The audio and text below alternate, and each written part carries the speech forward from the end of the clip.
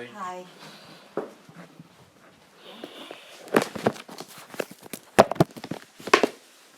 Thank you. Hi, nice to meet you. I'm Rachel. Hi, I'm Mark. Okay. Right. Do you want a cup of tea or anything? No, I'm okay, thank you. No, thank you.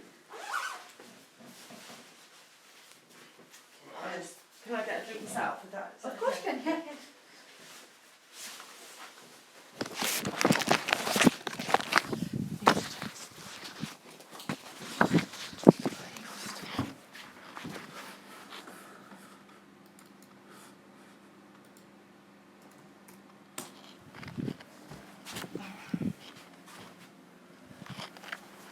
Oh, it's filled. Oh, I see.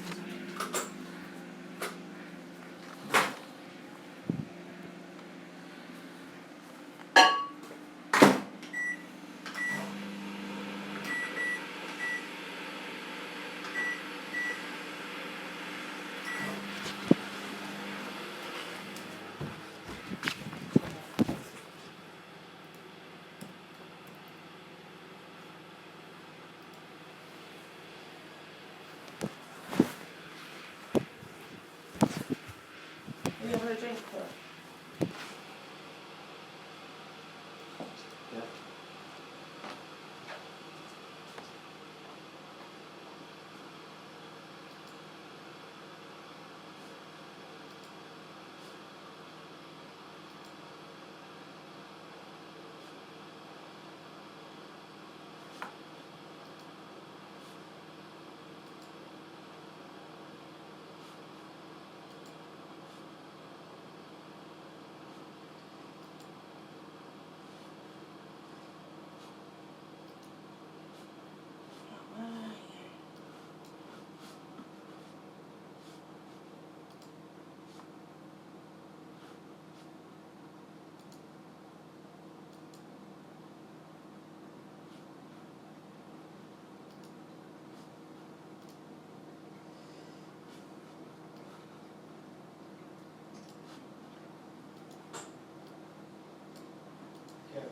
Yeah.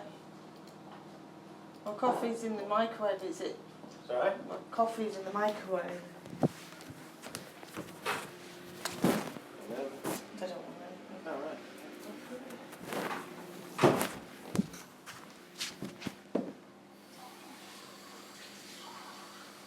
It's not happening.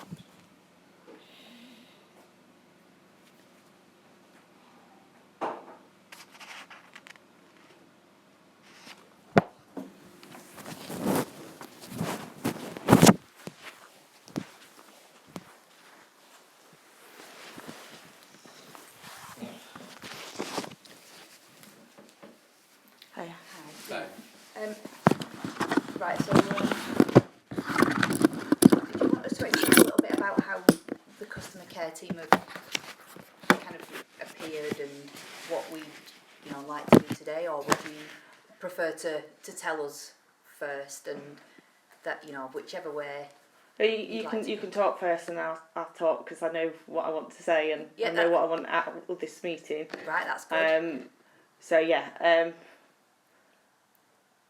Yeah, go on. Yeah, okay. So we've had quite a lot of changes at PHSO over the last couple of years. We've had a new ombudsman come in, and we've taken a change of direction in that we now want to. Well, we are now investigating a lot more cases than we did previously, and the reason for this team being formed, the customer care team, was that the feedback that we were being given was that when people had cause to be unhappy with what the Ombudsman had done, we weren't very approachable. We didn't listen to what people were saying about the service that we'd given them. We weren't giving people potentially a proper chance to tell us why they thought we hadn't handled their case correctly. And so this team was set up to do this, and obviously the pressure group PHSO, the facts, was one of the key drivers to doing this. So we've been asked to handle some of those those cases that came through that pressure group. And what we're trying to look at is how did we handle that case? Did we do anything wrong? And to get any information that you want to give to us. Okay. Okay. Well, it's nearly 5 years now since I lost my first baby, and why I complained was I wanted to make a change to the procedures, and I was dealing with 2 different trusts. Okay. So you can imagine it's not a very particularly great thing to deal with. No, not at all. And I just wanted answers, and if I had to fight, and because of the Ombudsman not investigating it properly, I couldn't let it go.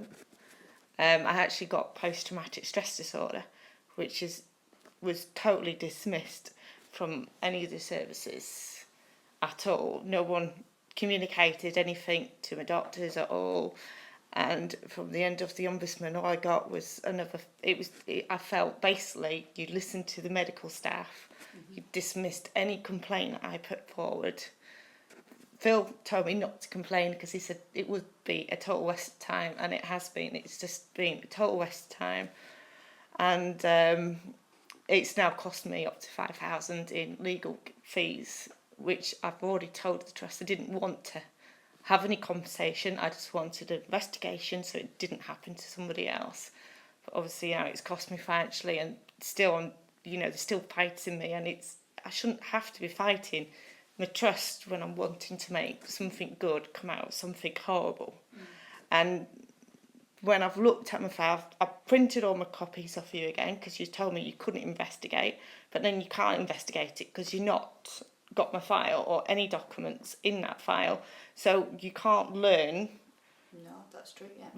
From turning me down, you can't, the first time was turned down, the second time, oh yes, we'll look at it, and all you've done is picked up the phone to me, picked up the phone to one of the hospitals, you'd not looked at the doctor's notes, and all I got was from this so-called, I don't know who the medical person was that looked at my case, but he just said, yeah, it was okay, took the placenta out wrong, and that should be okay. No one's thought, well, actually, in the letter from the hospital, she said, it must have caused you distress. So it's like, well, why has nobody clicked thinking, what's this doing to this lady's mental health?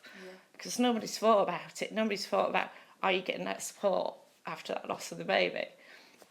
And like I've said to people today, I just feel like today might be just a waste of time again, because it's just going to be another, fob off. And it's just like we want to dismiss it because we don't have to deal with it, and we don't have to talk to the certain staff. One of the midwives that was in my case, she's actually made mistakes before in other people's cases. And the only reason I know that because I do a lot of charity work, because it's the one thing that keeps me motivated, is to making a difference. And the actual thing that I had, which was when my waters went, I actually make awareness on it, and it's particularly very hard to make awareness because it's just a reminder on how many times people are doing things wrong.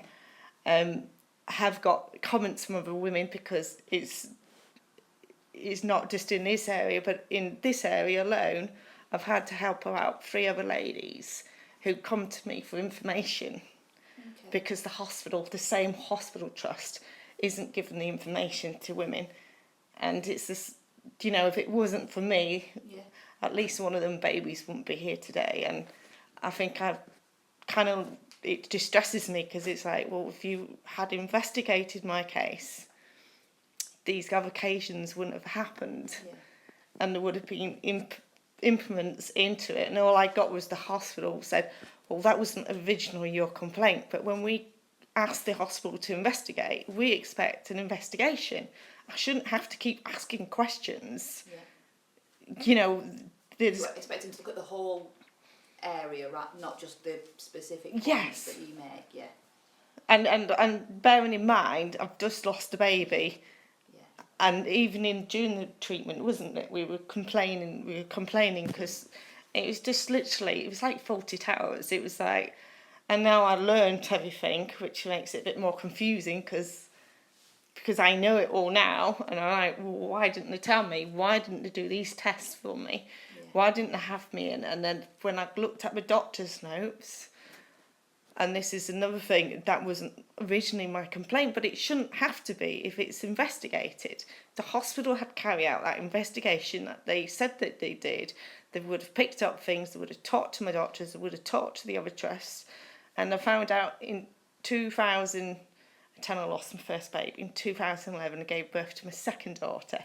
During that pregnancy I had an infection. Had to debate in that pregnancy to send it off. They said it wasn't infected, but it came back, and on that report it said that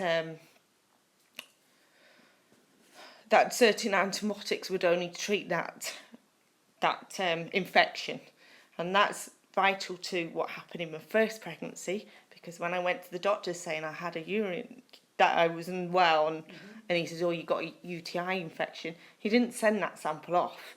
He just gave me antibiotics. Next week he said, oh, he checked it again, said, oh no, there's nothing wrong with it. He didn't send that to the lab to confirm. I later lost my waters. UTIs break your waters. And if he had checked my UTI as the guidelines state, then I wouldn't have lost my waters. And then I wouldn't have lost my baby. But then it's the care that I had as well. When I told him my waters are gone, speaking to so many midwives, speaking to the doctors, getting told it wasn't my waters, no one actually carrying out the test for my waters. And then when basically it did, I was denied to listen to, the baby's heartbeat. There was no emotional support given. All I wanted was them to say, you know what, we made a complete hash of this. This is what we're going to do to make sure it doesn't happen to anyone again. We're going to give you the treatment for your mental, at the time, it wasn't classed as anything because it was just me grieving, and I didn't know about post-traumatic stress disorder. I've had to find it all out myself, but I constantly have flashbacks of them, and it shouldn't be happening. And having to fight, having to be out of pocket, even having to fight in a legal case, which I don't want, and I've told them I don't want, and then I'm having to do that, and I might be 10 grand out of pocket with the way that the legal system works. And so are you taking them to court now then? I took legal procedures out because I couldn't cope with them not doing anything about it. I needed that explanation. I shouldn't have to go and do my own investigations and tell people what happened to me. They should have told me that. All they told us it was down to Group B strep, and even though I was badly ill with Group B strep, that didn't cause me to lose my baby. The reason I lost my baby is because, one, the doctor didn't check my infection properly enough. He didn't report that to the midwives or to them. And then when I did report my waters going, they didn't listen to me. And it was 3 days later, and I had to fight to stay in hospital, which I regret staying in that hospital because the level of care was just not up to standards. And then I read the notes, and every time I read the notes, I'm like, you're not put down what the truth was, because you had an incident where they were putting a canyon in. They said they only made 2 mistakes. They made 5. There was 2 different midwives. Only one midwife wrote in it. And another time is they given me a sleeping tablet. So I asked for a sedative, but they didn't tell me that causes a miscarriage.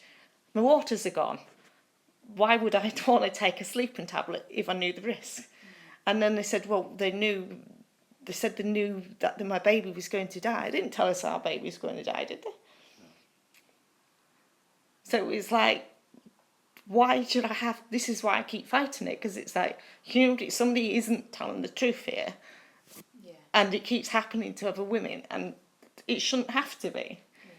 Why can't they just say, this is it, we can learn from this, apologise to me?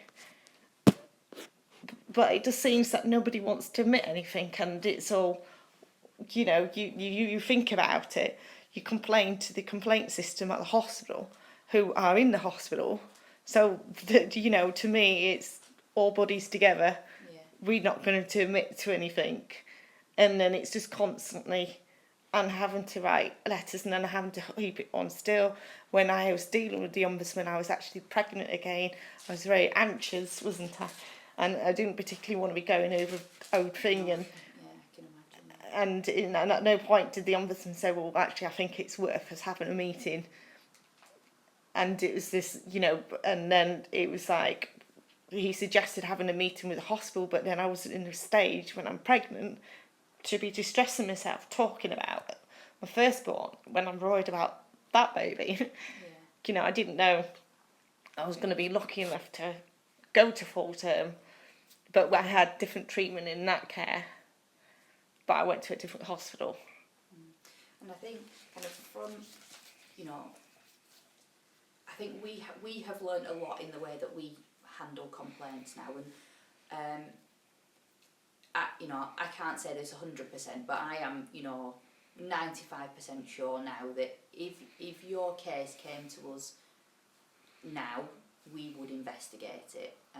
It was just that was what we did at that particular time. We were trying to do more targeted, larger investigations on bigger areas rather than individual investigations, and we've done a kind of complete turn now, and our kind of aim is to investigate much more for the individual rather than the wider issues that affect a lot of people.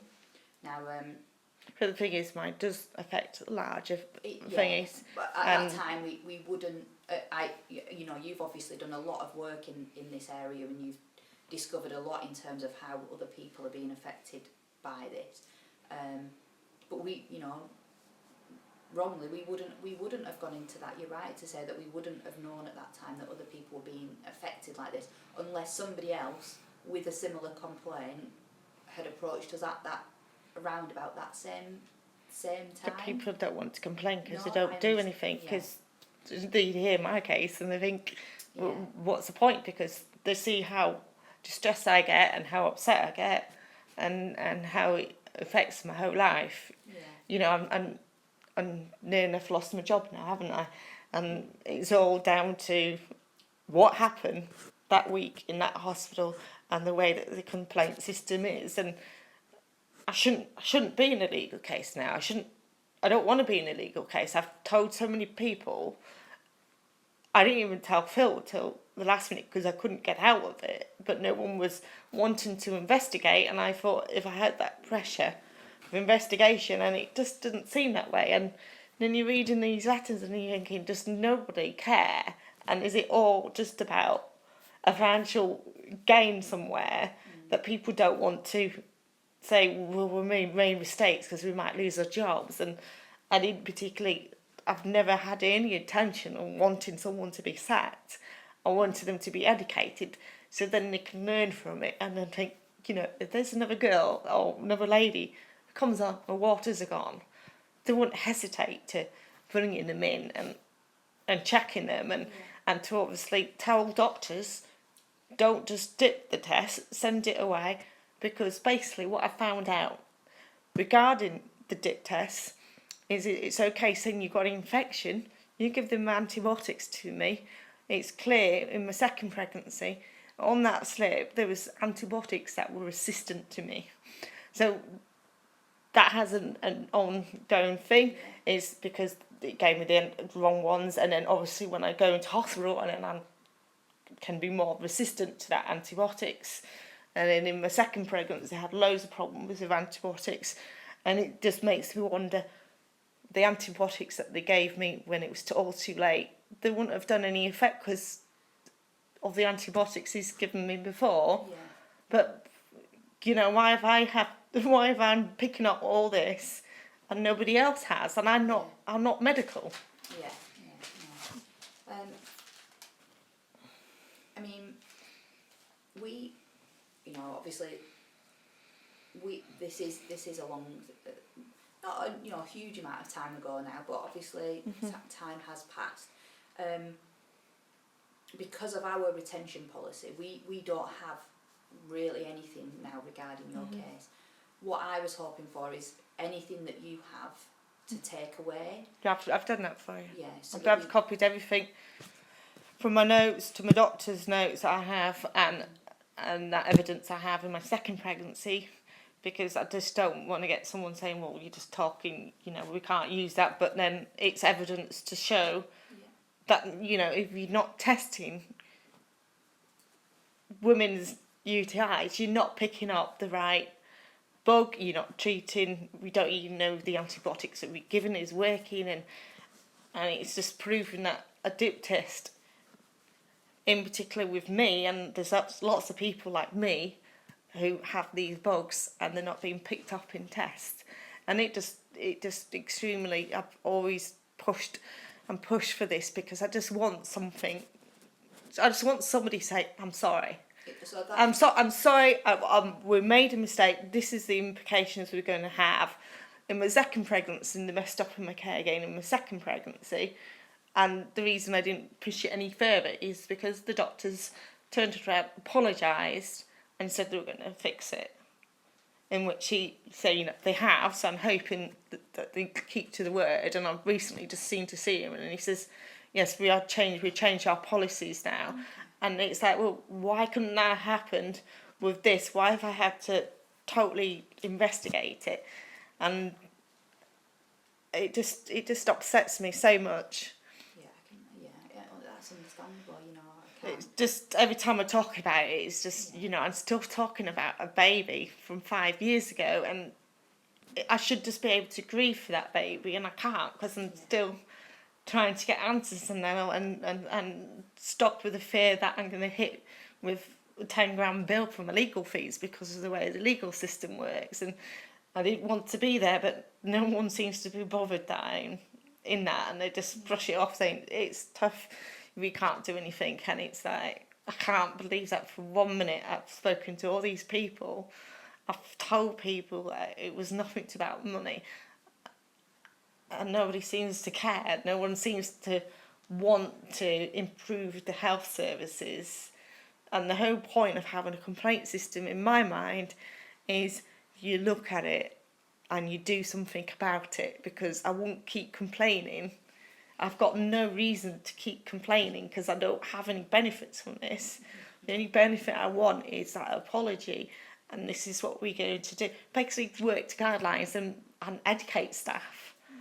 So, in terms of, you know, so it sounds to me that what you want is an apology from the trust and from your GP about what happened. Is that?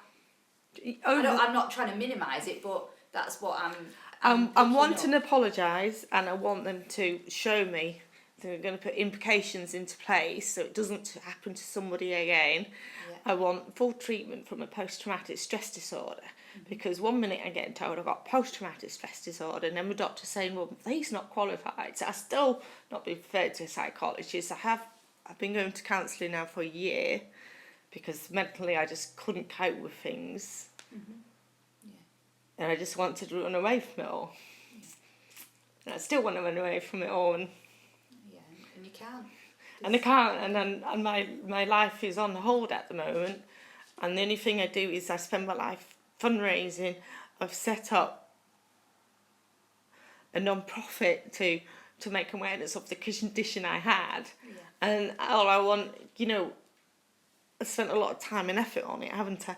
And all I want to do is help other women, give them the knowledge, and then they're going back, and it's just quite scary that, you know, people aren't learning from it. And it's all right saying you're going to investigate my case, but I can't believe that all these trusts on all these medical people, that cases like mine are not just, it's not just shared in that one trust, but throughout the country, knowing that these mistakes and the impact it has on people. And it's just scary that we have this complaint system, but then all the complaint system is doing is saying we're not investigating it.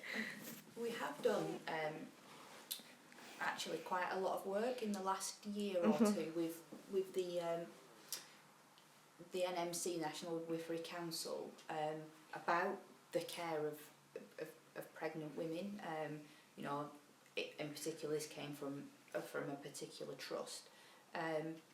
But they have, you know, they've done a lot of we've done a lot of work with them about the cases that we have investigated and the evidence that we've been gathering regarding the care that is being provided, particularly in hospitals by midwives, not so much kind of in the community, but at hospitals. So we have how that would relate to your individual circumstances, whether the kind of issues that came up with your care are covered in that. I don't know. I didn't want to prejudice myself by reading everything about your case, because I wanted to hear from you. And I could, we could share that with you and send you the information that we've been doing with midwives, and the sort of guidelines and the help that we've been trying to do in those areas. And as I said, it's great that you've got everything for us to take away, because I don't want to promise something that I can't deliver. I don't make decisions about whether to investigate cases or not. I kind of give myself the notion that you're not going to investigate, because that's all I get is, I'm sorry, we can't investigate. I understand that. And I think the most annoying and the most hurtful thing is, my baby was 21 weeks. She was a fully formed baby. And yet I get the feeling that it's because of UK laws that my baby's not classed as a baby, so then there's no need to investigate. And it's like, well, she was a baby to me, and it's the health of myself. Just because you don't class it as a baby, my health was at risk. Mental health was at risk, and no one's taken that into consideration. It's noted in my notes that I had anxiety when I got pregnant, and that was. You would be. But when I had all these problems, no one's looked at the notes to think, do you know what? We send the bereavement midwife. We know that baby's going to die. We send a bereavement midwife just to give the parents. The midwife was away, wasn't she? She was away, and it's like, well, there's no point doing it afterwards. You already know that I'm arguing with you in the hospital because you're not listening to me. And it was just a horrible experience, and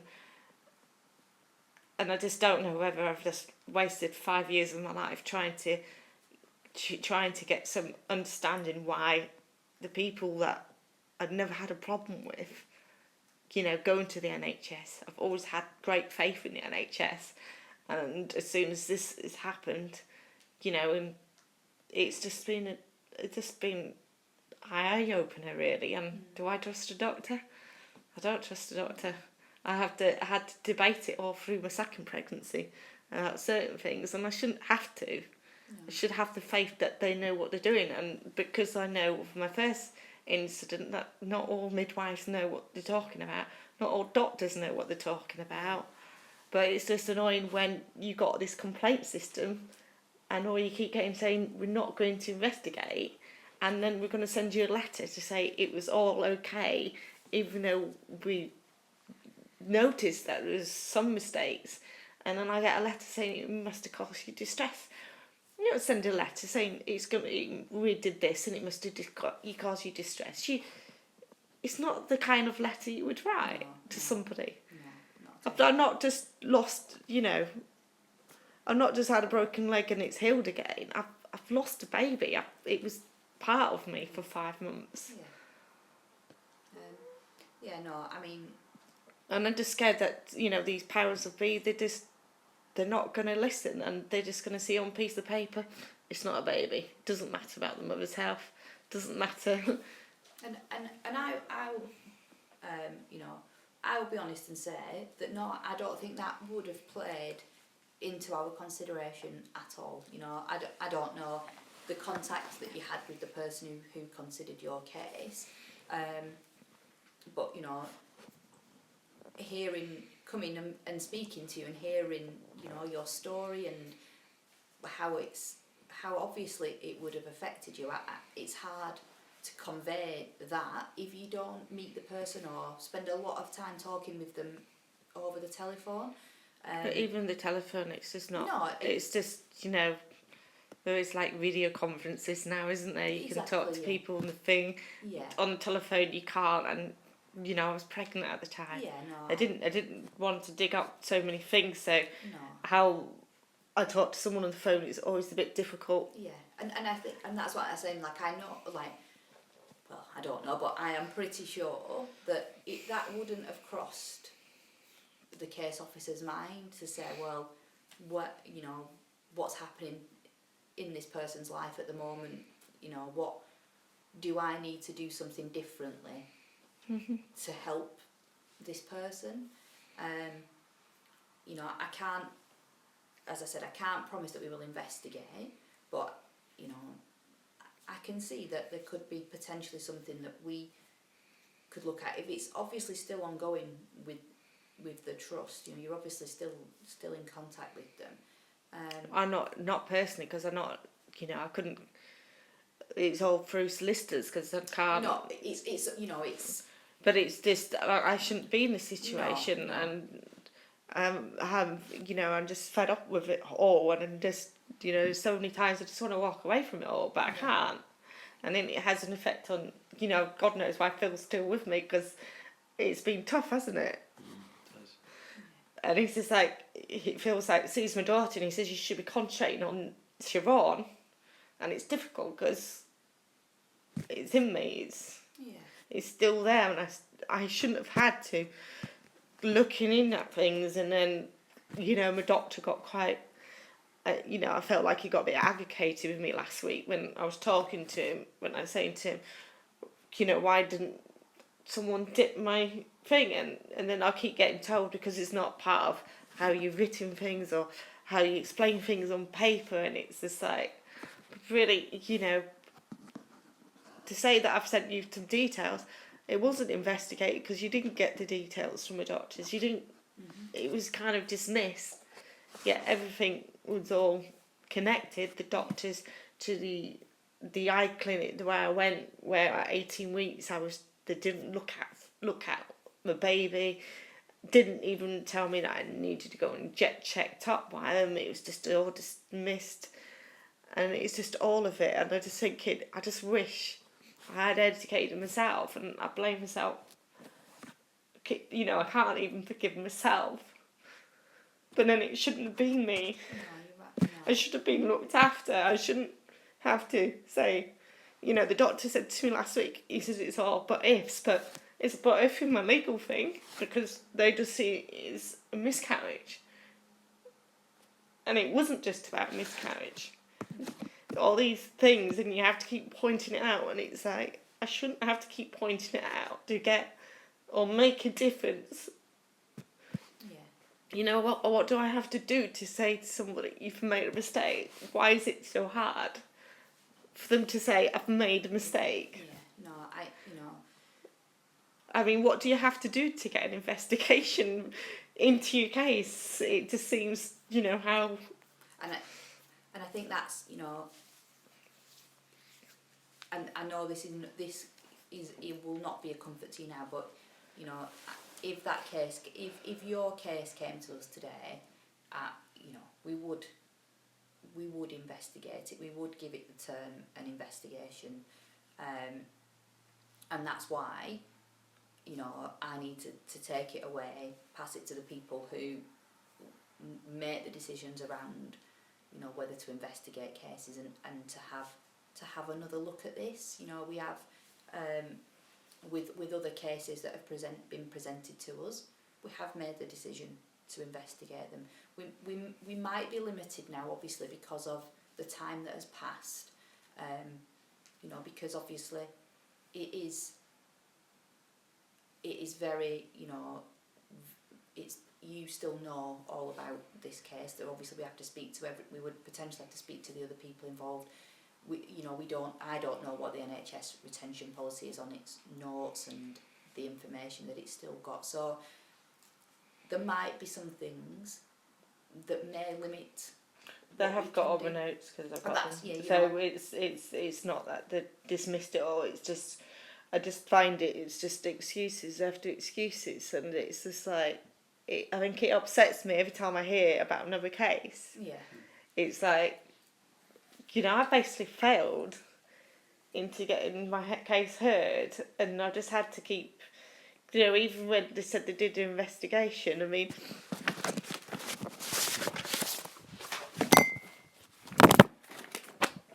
you know, to get a letter,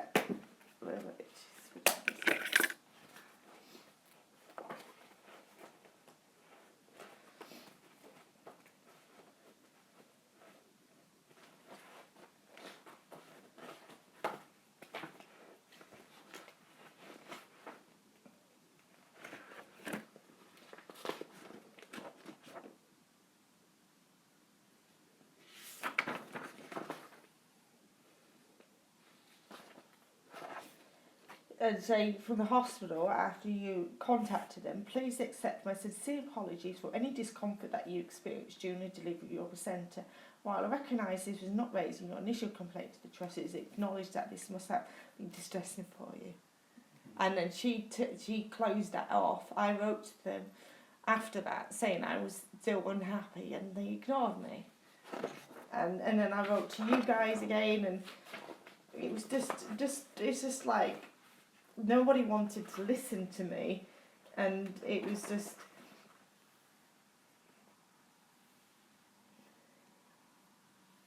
And it just said in the last letter from yourself to because all I got was compliment slip after that. Conclusion, we offer our sympathies for what has clearly been extremely upsetting set of events. We hope you will be reassured by Arise's comments that overall there are no indication of a significant failure in the treatment you received.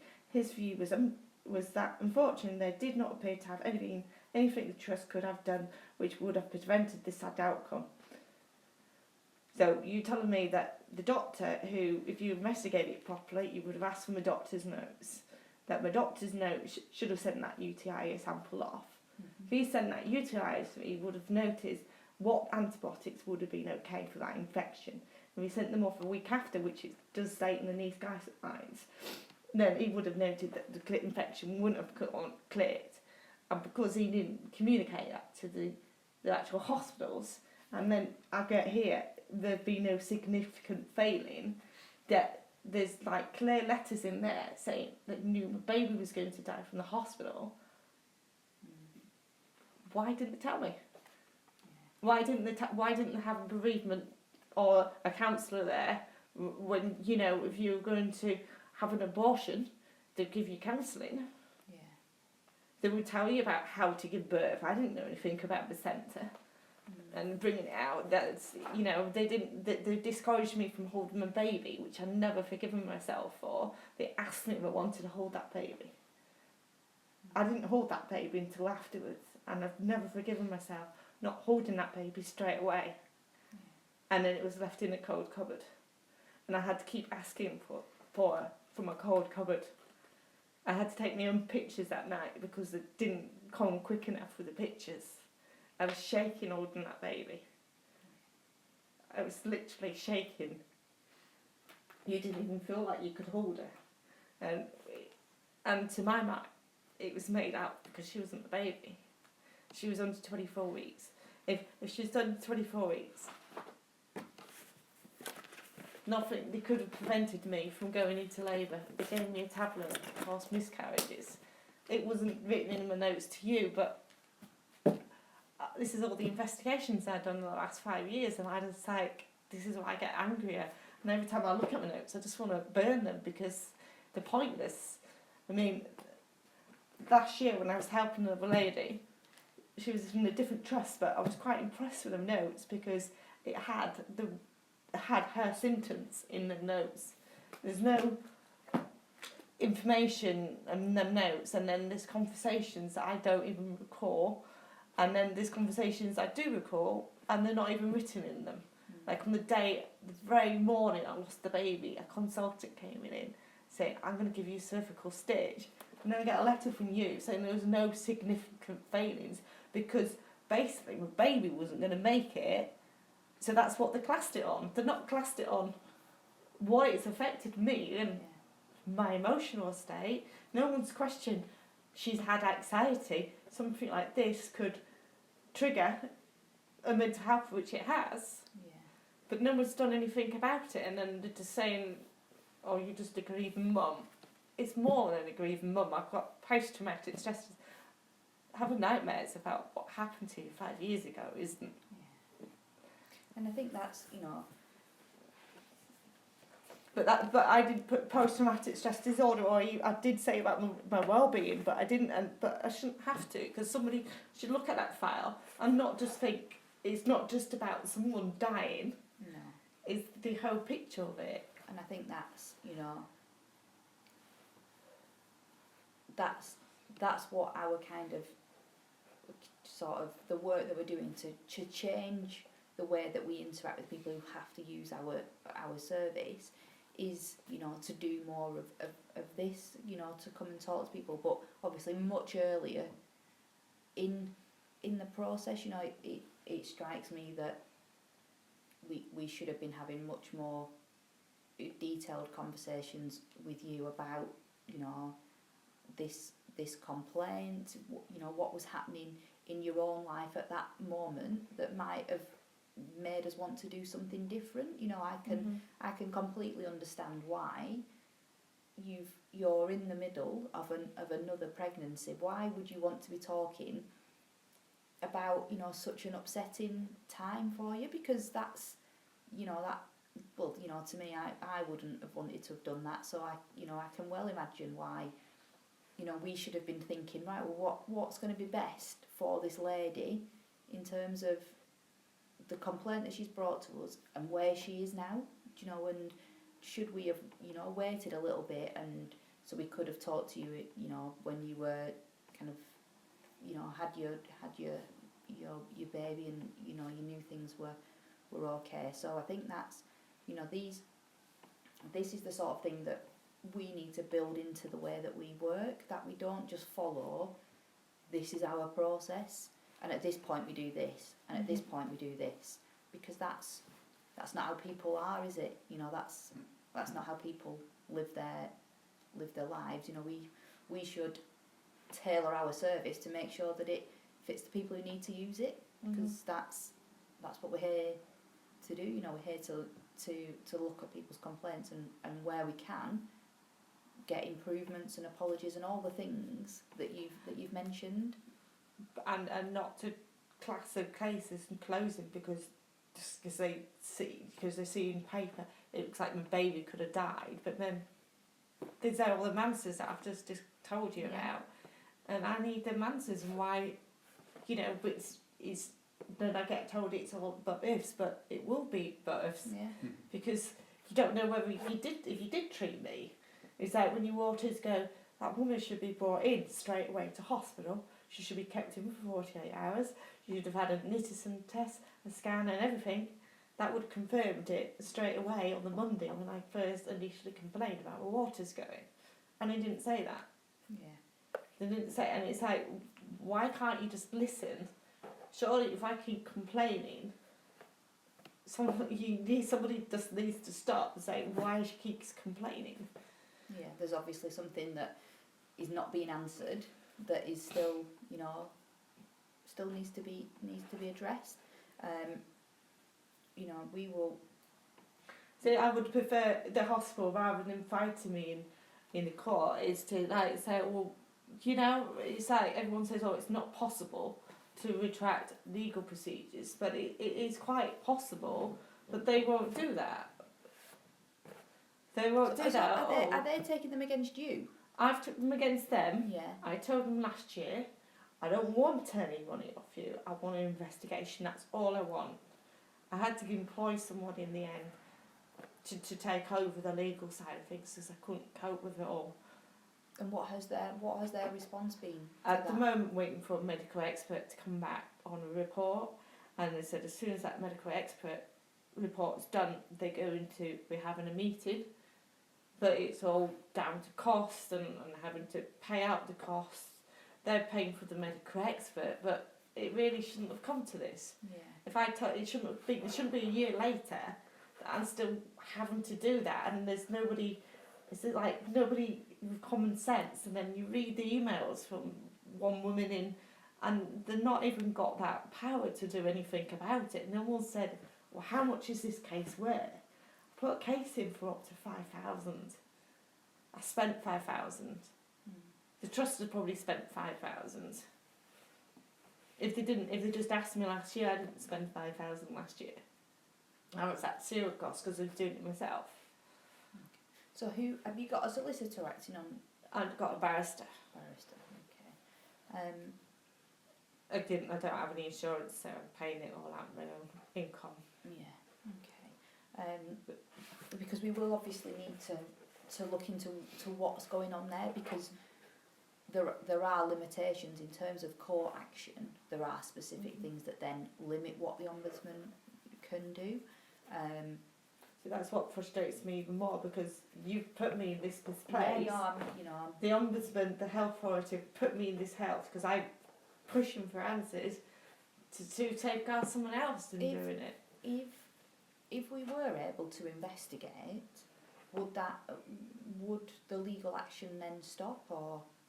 Well, I can't stop it. I've asked them last year that I didn't want it about money. I'm hoping it comes to a close. Well, that's key to it though. You can't stop it, but they can. The NHS Trust can. Yeah, What it's is- their decision. Why can you not stop it? I'm not a legal person, so I'm not. I honestly, I neither am I, and I don't understand it. But my understanding is because the process has been instigated, then it's the ball's rolling, and we can't stop that ball. It's for the NHS to actually stop it. Shall we say the war started, and obviously the NHS is a big machine with lots of money, and You've got different, and there's lots. and we're paying a London barrister, and as Kira said, I didn't know about this initially. She kept it quiet from me, so it's something which came as a shock, and obviously financially we're not set up to be paying London barristers, and it's quite scary actually. Quite scary. It's quite scary, but and the key thing is as well is Kira's not looking. It's not about getting any money or compensation. It's what Kira's just been explaining to you. So that's the other thing as well. You know, it would never be about money. This so that's. I know for Kira, you know, I deal with things just by putting things to the back of my mind and moving on. But Kira can't do that, and she has good reasons for it. But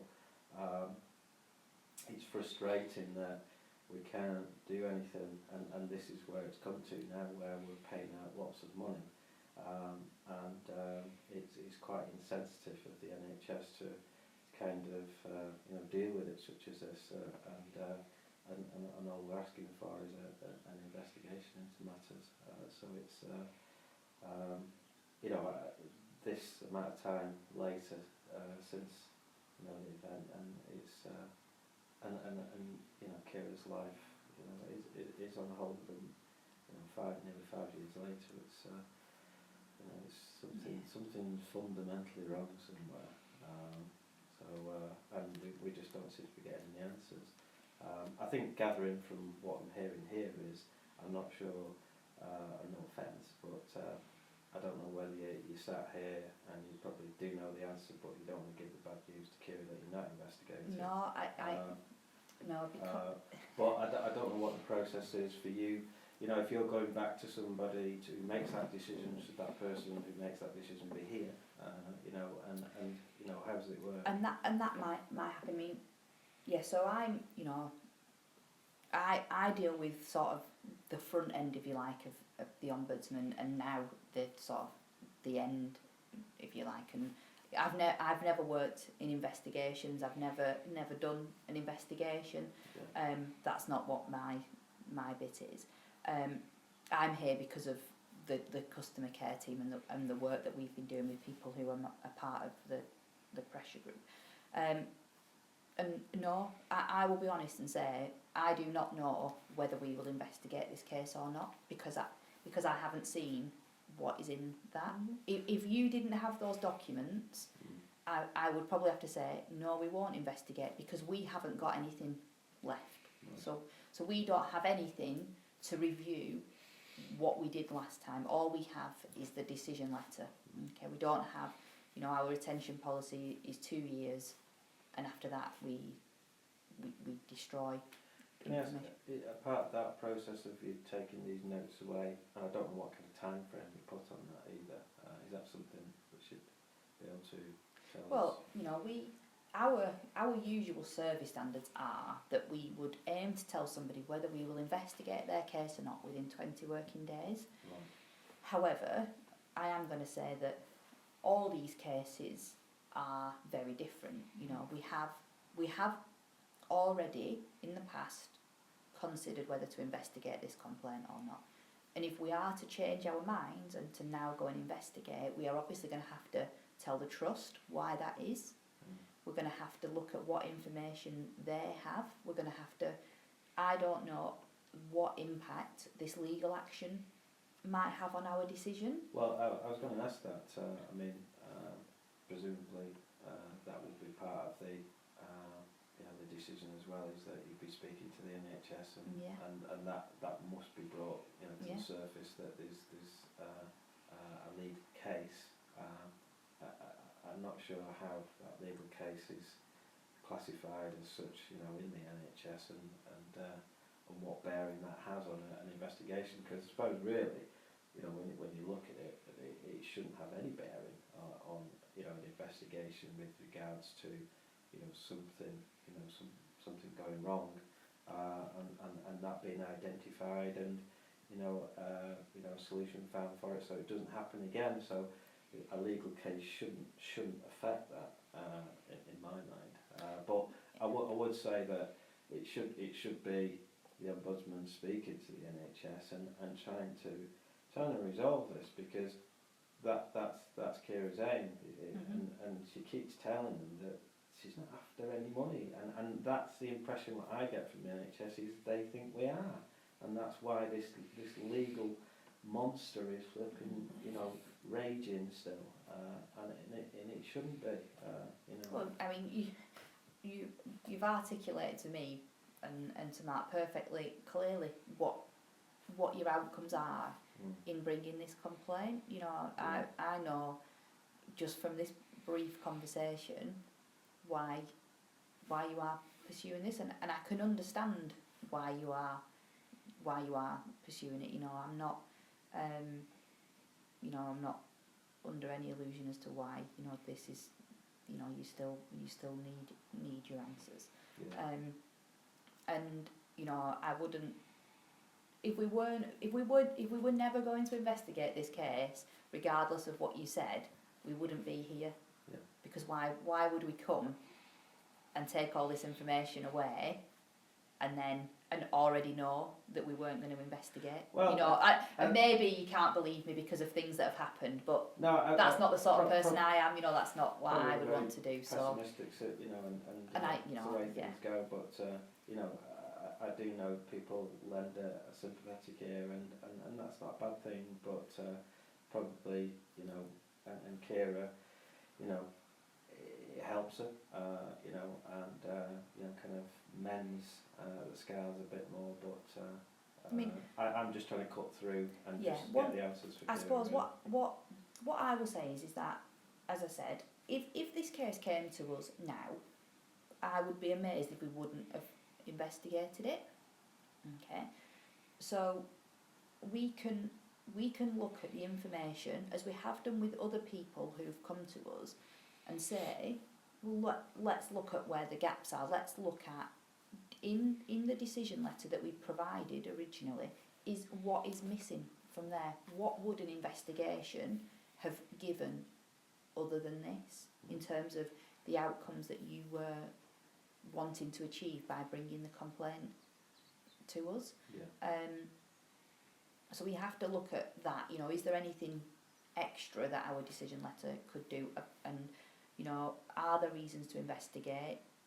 Can we investigate? That's going to be, I think, one of the biggest issues potentially because of the length of time. But you've said that the NHS, in your view, still has everything. So maybe that won't be as big a problem as I think it is. The thing that upsets me is they're still making mistakes, and they're still not, because they didn't investigate.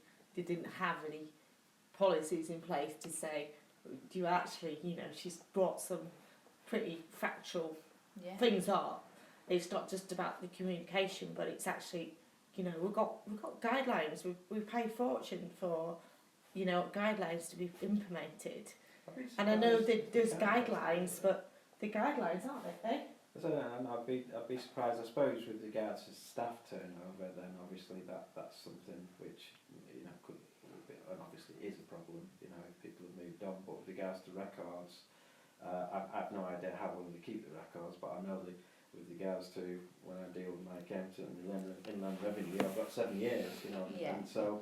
But I think kind of I don't know. So I don't want to say, oh yeah, well they'll definitely have everything. Yeah.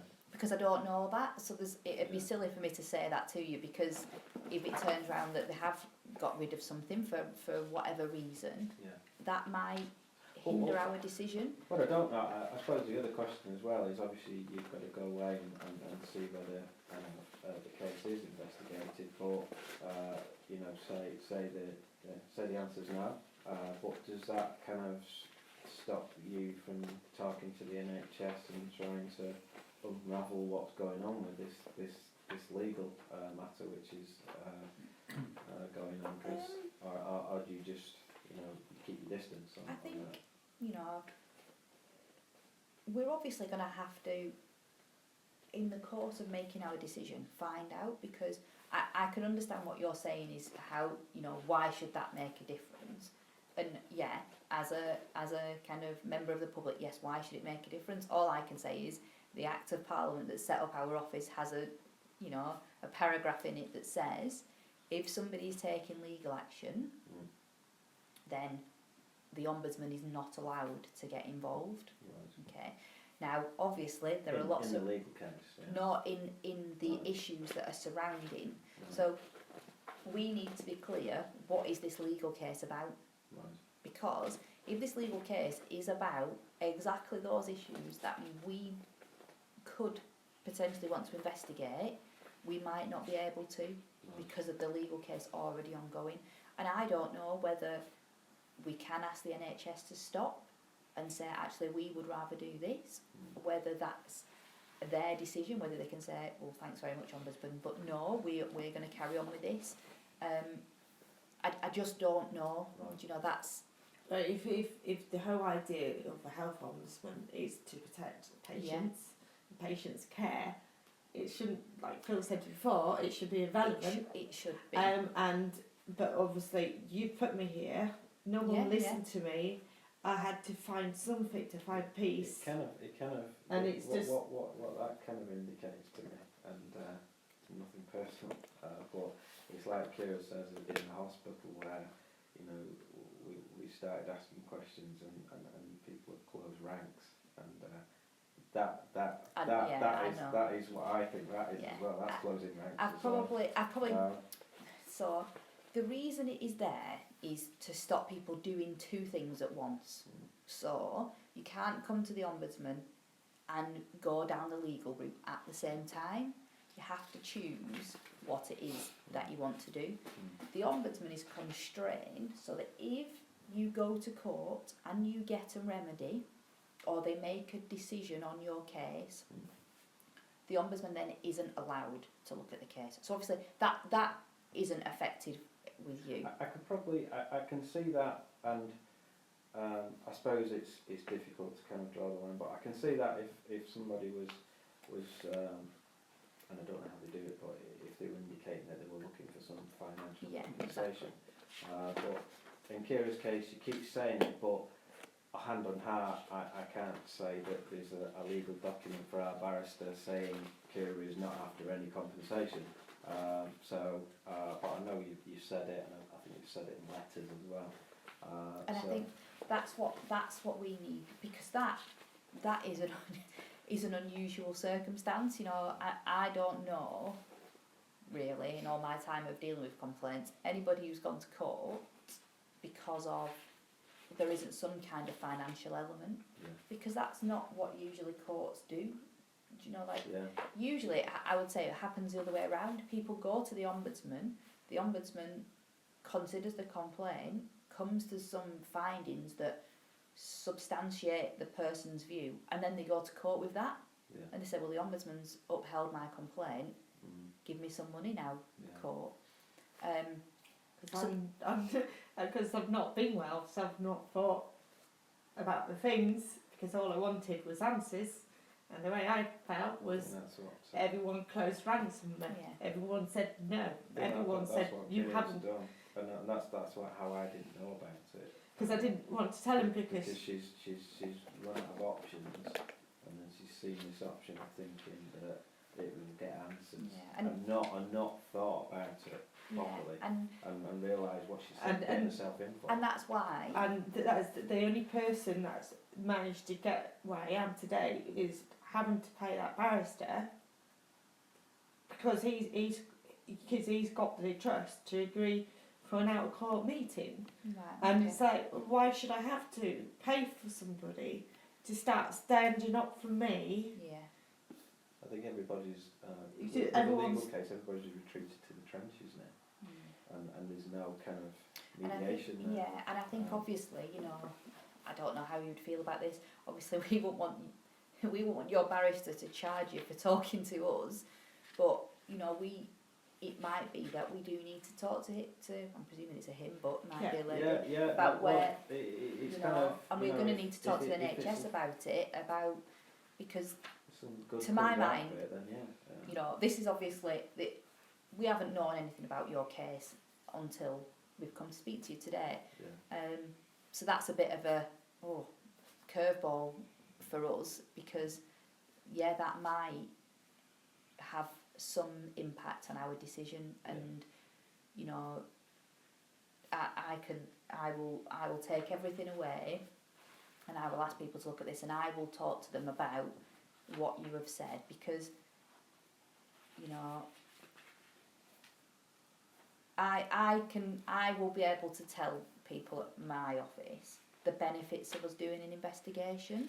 You know, I can't promise, even if we investigate, I can't promise that we would uphold, because that's not within my gift, you know. What's to just say that again? Sorry. So all we could do at this point is we could look and we can make a decision as to whether we should carry out an investigation. There is obviously the chance with an investigation that we might not uphold it. We might look again at everything and say, actually, these things were right. You know, I don't know that, because I'm not going to be the person doing the investigation. We would get, you know, clinical advice and everything like that. So, But why though? What I want to know, right? They basically said they weren't going to investigate because the sad outcome would have happened anyhow. yeah, Nobody said, well, actually, we've not looked at the doctor's notes. Yeah. We've not looked at that, and we've not looked at her mental health. yeah, We've not looked on the notes saying she had anxiety. We've just looked at it as an obstetrician side of things, and that's it. And I know full well that there is a strong case that my baby wouldn't have died had the doctor followed through procedures, had the midwives been bothered to look after me during the pregnancy. There's a number of times when I rang up about the scan, wasn't it? And not one of them came to see me. And it's just small things like that. And I know it's going from back to forward, but that's how it is in my head. yeah. It's just, why didn't they do this? And then I get told, you know, I think it's the easiest thing to do is say, no, we're not investigating. That's the easiest thing, because then you don't have to deal with it. But I have to deal with it all the time. I'm dealing with women all the time that are coming through because of the work I do. I've now got a web page that does awareness. I'm hoping in 6 months' time I've got enough money to be a charity and bring it into a charitable status so people do learn. Yeah. And there's babies that are, the women have lost the waters at 20 weeks like I did, but their baby's at home with them. Yeah. But they've got a course of antibiotics.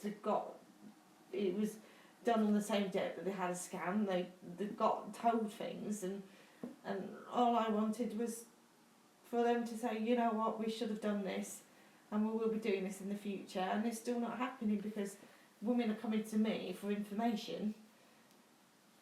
Yeah, and I think, well, I suppose what I need to make you aware of is that that, you know, I can't tell you, I completely understand what you're saying, you know, you have looked into this and this is what you've got, and it strikes me that if we were going to do something, it seems to me to be potentially a wider investigation about the whole period of care. As I said, I haven't read the decision letter in massive amount of detail because I wanted to hear from you. You know, I don't know whether we even considered a complaint about the actual GP that you went to go and see first of all. I don't know, I can't remember what my first letter was about, but yeah, and it's that's because I've been finding the details as you've gone along, and it's so difficult when Yeah. you're not sat front in front, and when the medical staff aren't being up front with you. Yeah.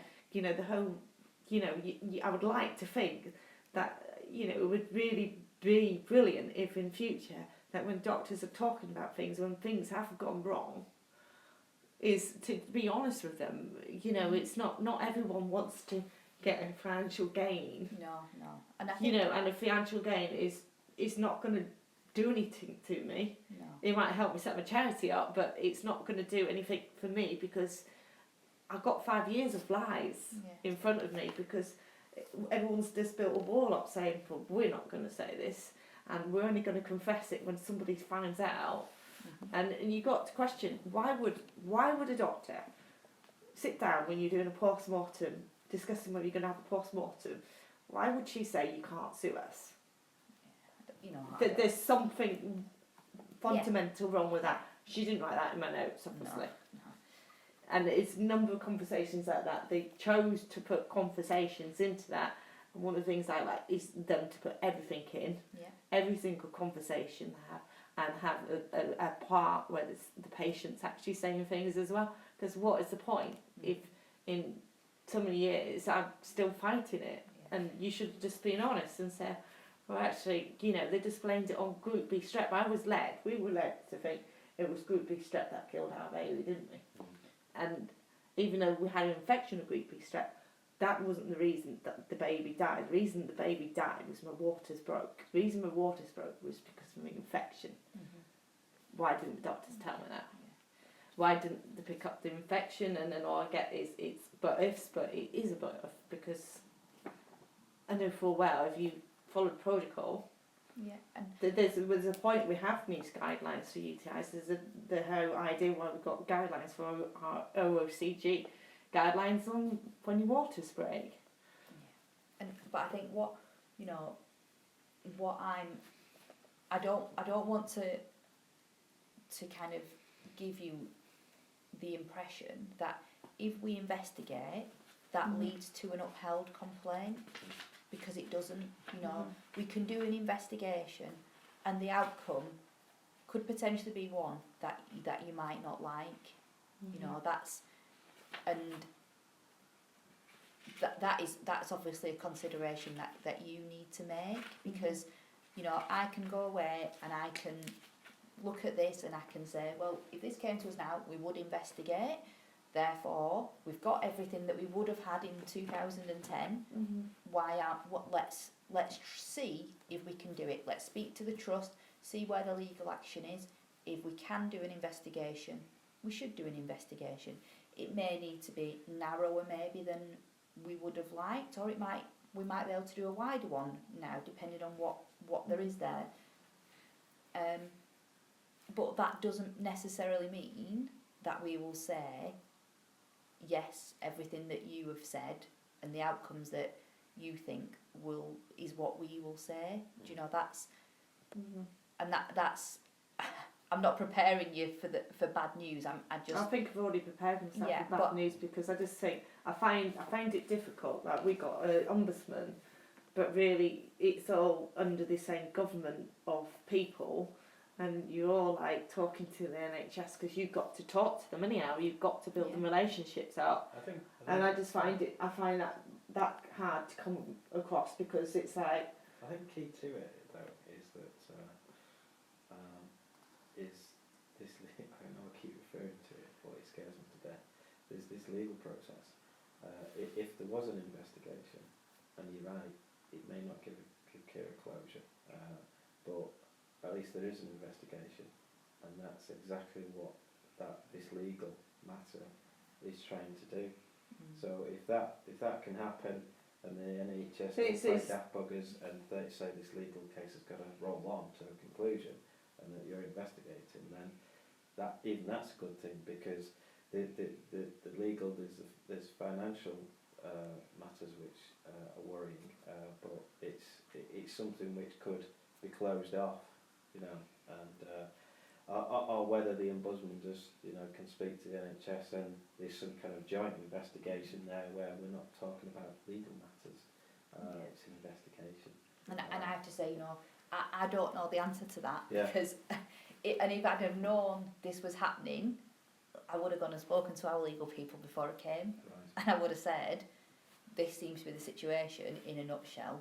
What does that mean for us making a decision? Yeah. Because if they've said there's no way now we can investigate, But that's then that just makes a shambles of the NHS Ombudsman, because it's all based on what the legal books would say rather than how to benefit and I think to better care, because Yeah. that's why I complained. I didn't complain.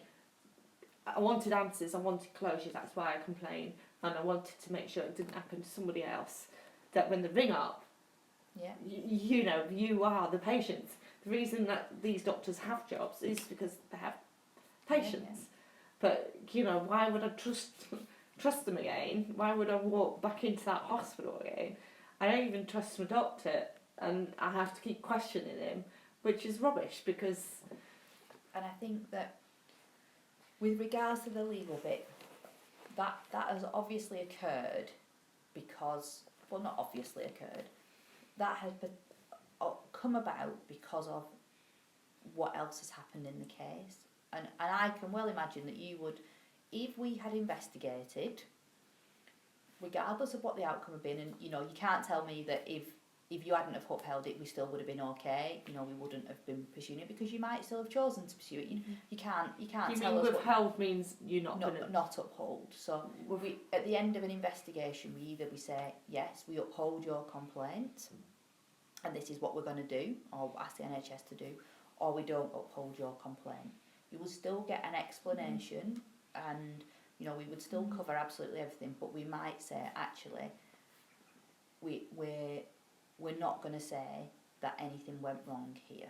Okay, that can be an outcome of an Ombudsman investigation.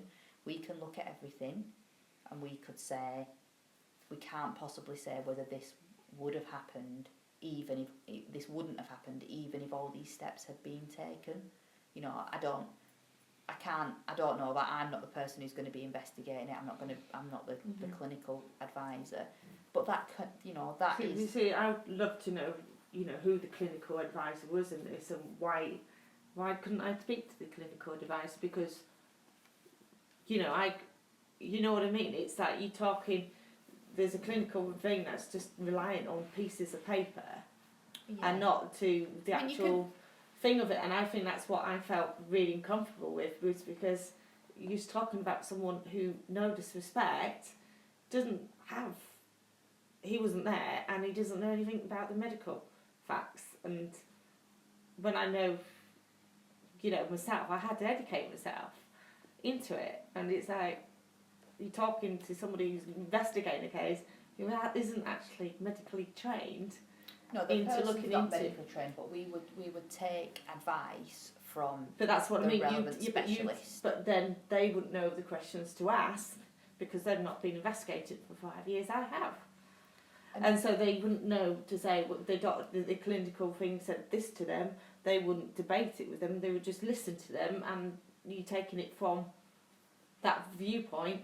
And because I do this all the time, different doctors have different opinions as well, and that's even more frustrating, because it's like, but the whole thing that you got there, you got guidelines on how these people should be treating women.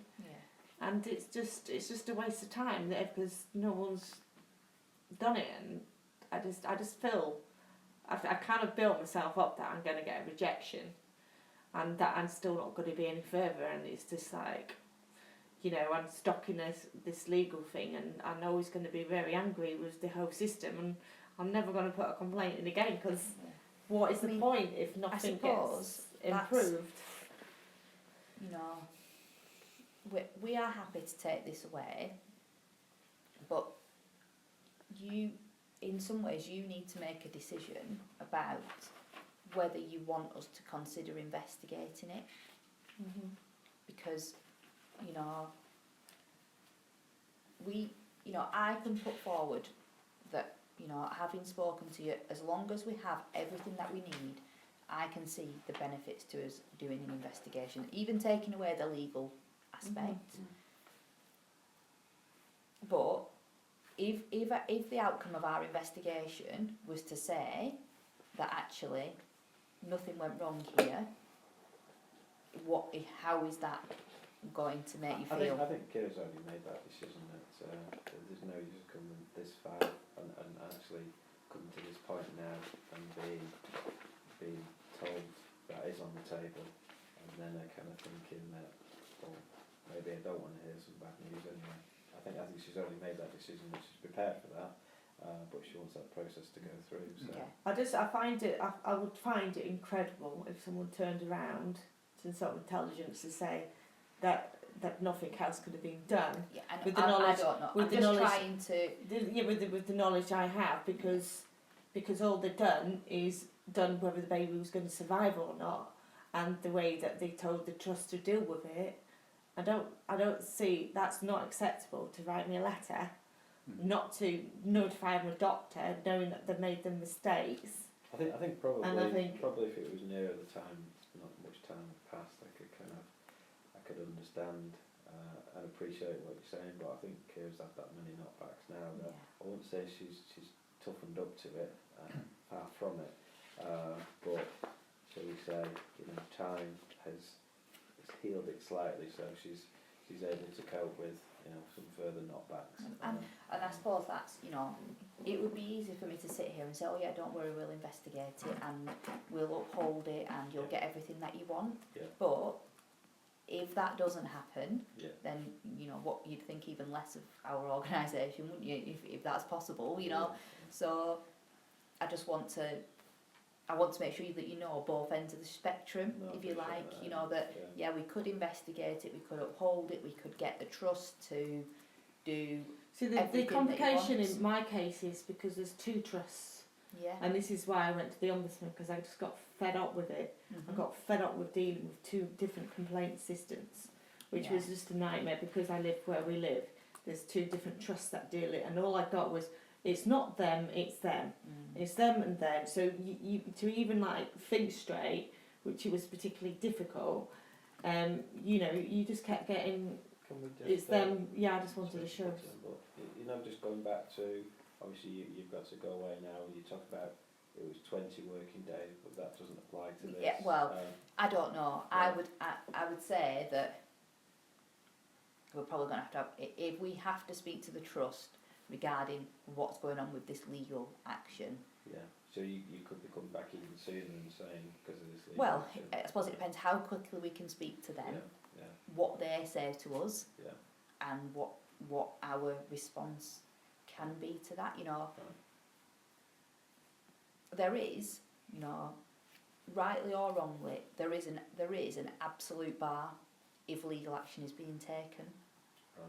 So, and I know that comes across like you're being penalised twice, doesn't it? Because you were forced into this because you didn't get what you needed from us and from the NHS from the NHS complaints process. So you've gone down another route. When we have, looked at it again and whatever we've decided to do it, but we've realised that maybe we should do it. I went legal is because I wrote complaining saying I wasn't satisfied. Yeah. I was told to write to the Daily Mellow about it, and I just got fed up because it's just like, how many times do I have to do it? What do I do? Do I take legal action and thinking that the hospital won't want to fight this because someone will see that it's only a low case? So, and along beyond to me is that somebody made a decision saying, well, sod it, we're going to fight because we've been told we've not done nothing wrong. And it's like, all these people saying you've done nothing wrong, it's like, what was the point? What was the point at all? Because nothing has changed. Nothing in the 5 years that hospital has changed in the way it deals with women when they lose their waters. And it just, you know, I could get a couple of the other girls that have been treated there to put a statement together to say, you know, that they went after me, yet they came to me for information because the hospital failed to give them the information. And I don't think on one of the notes it says that I actually got the terminology for prom. It's all about Group B strep. So going back to it then, so really you'll find out whether we're Yeah, I mean, cast adrift, so to speak. yeah, I mean, like, and that makes me feel even worse, you know, because I was, you know, kind of, you know, we said today it was about coming to listen to you and to get whatever information you had. Yeah. I was hoping, you know, we'd get this file of all this information. I would go back and say, look, you know, I can see that there is going to be some benefit in investigating here. We've had a discussion with you, and that, yeah, even if we don't uphold, you know, you still want us to investigate. Yeah. What do you mean by withhold? No, not uphold. Not hold. What do you not mean by uphold? So at the end of an investigation, yeah, as I've said, one of the outcomes can be that we don't uphold it. We say you're not looking into it. No. So we will have looked into it. The conclusion to the investigation could be that actually you agree with what the last one said. Yeah. Not the last investigation. We don't find that anything went wrong or could have stopped what happened happening. Okay, that could be the outcome of our investigation. Okay, I don't know whether it will be, but that is, you know, or we could have some middle ground where we say, well, yeah, actually, some things went wrong here, and this is what we've asked them to do, but these other things, no, that didn't go wrong. Yeah.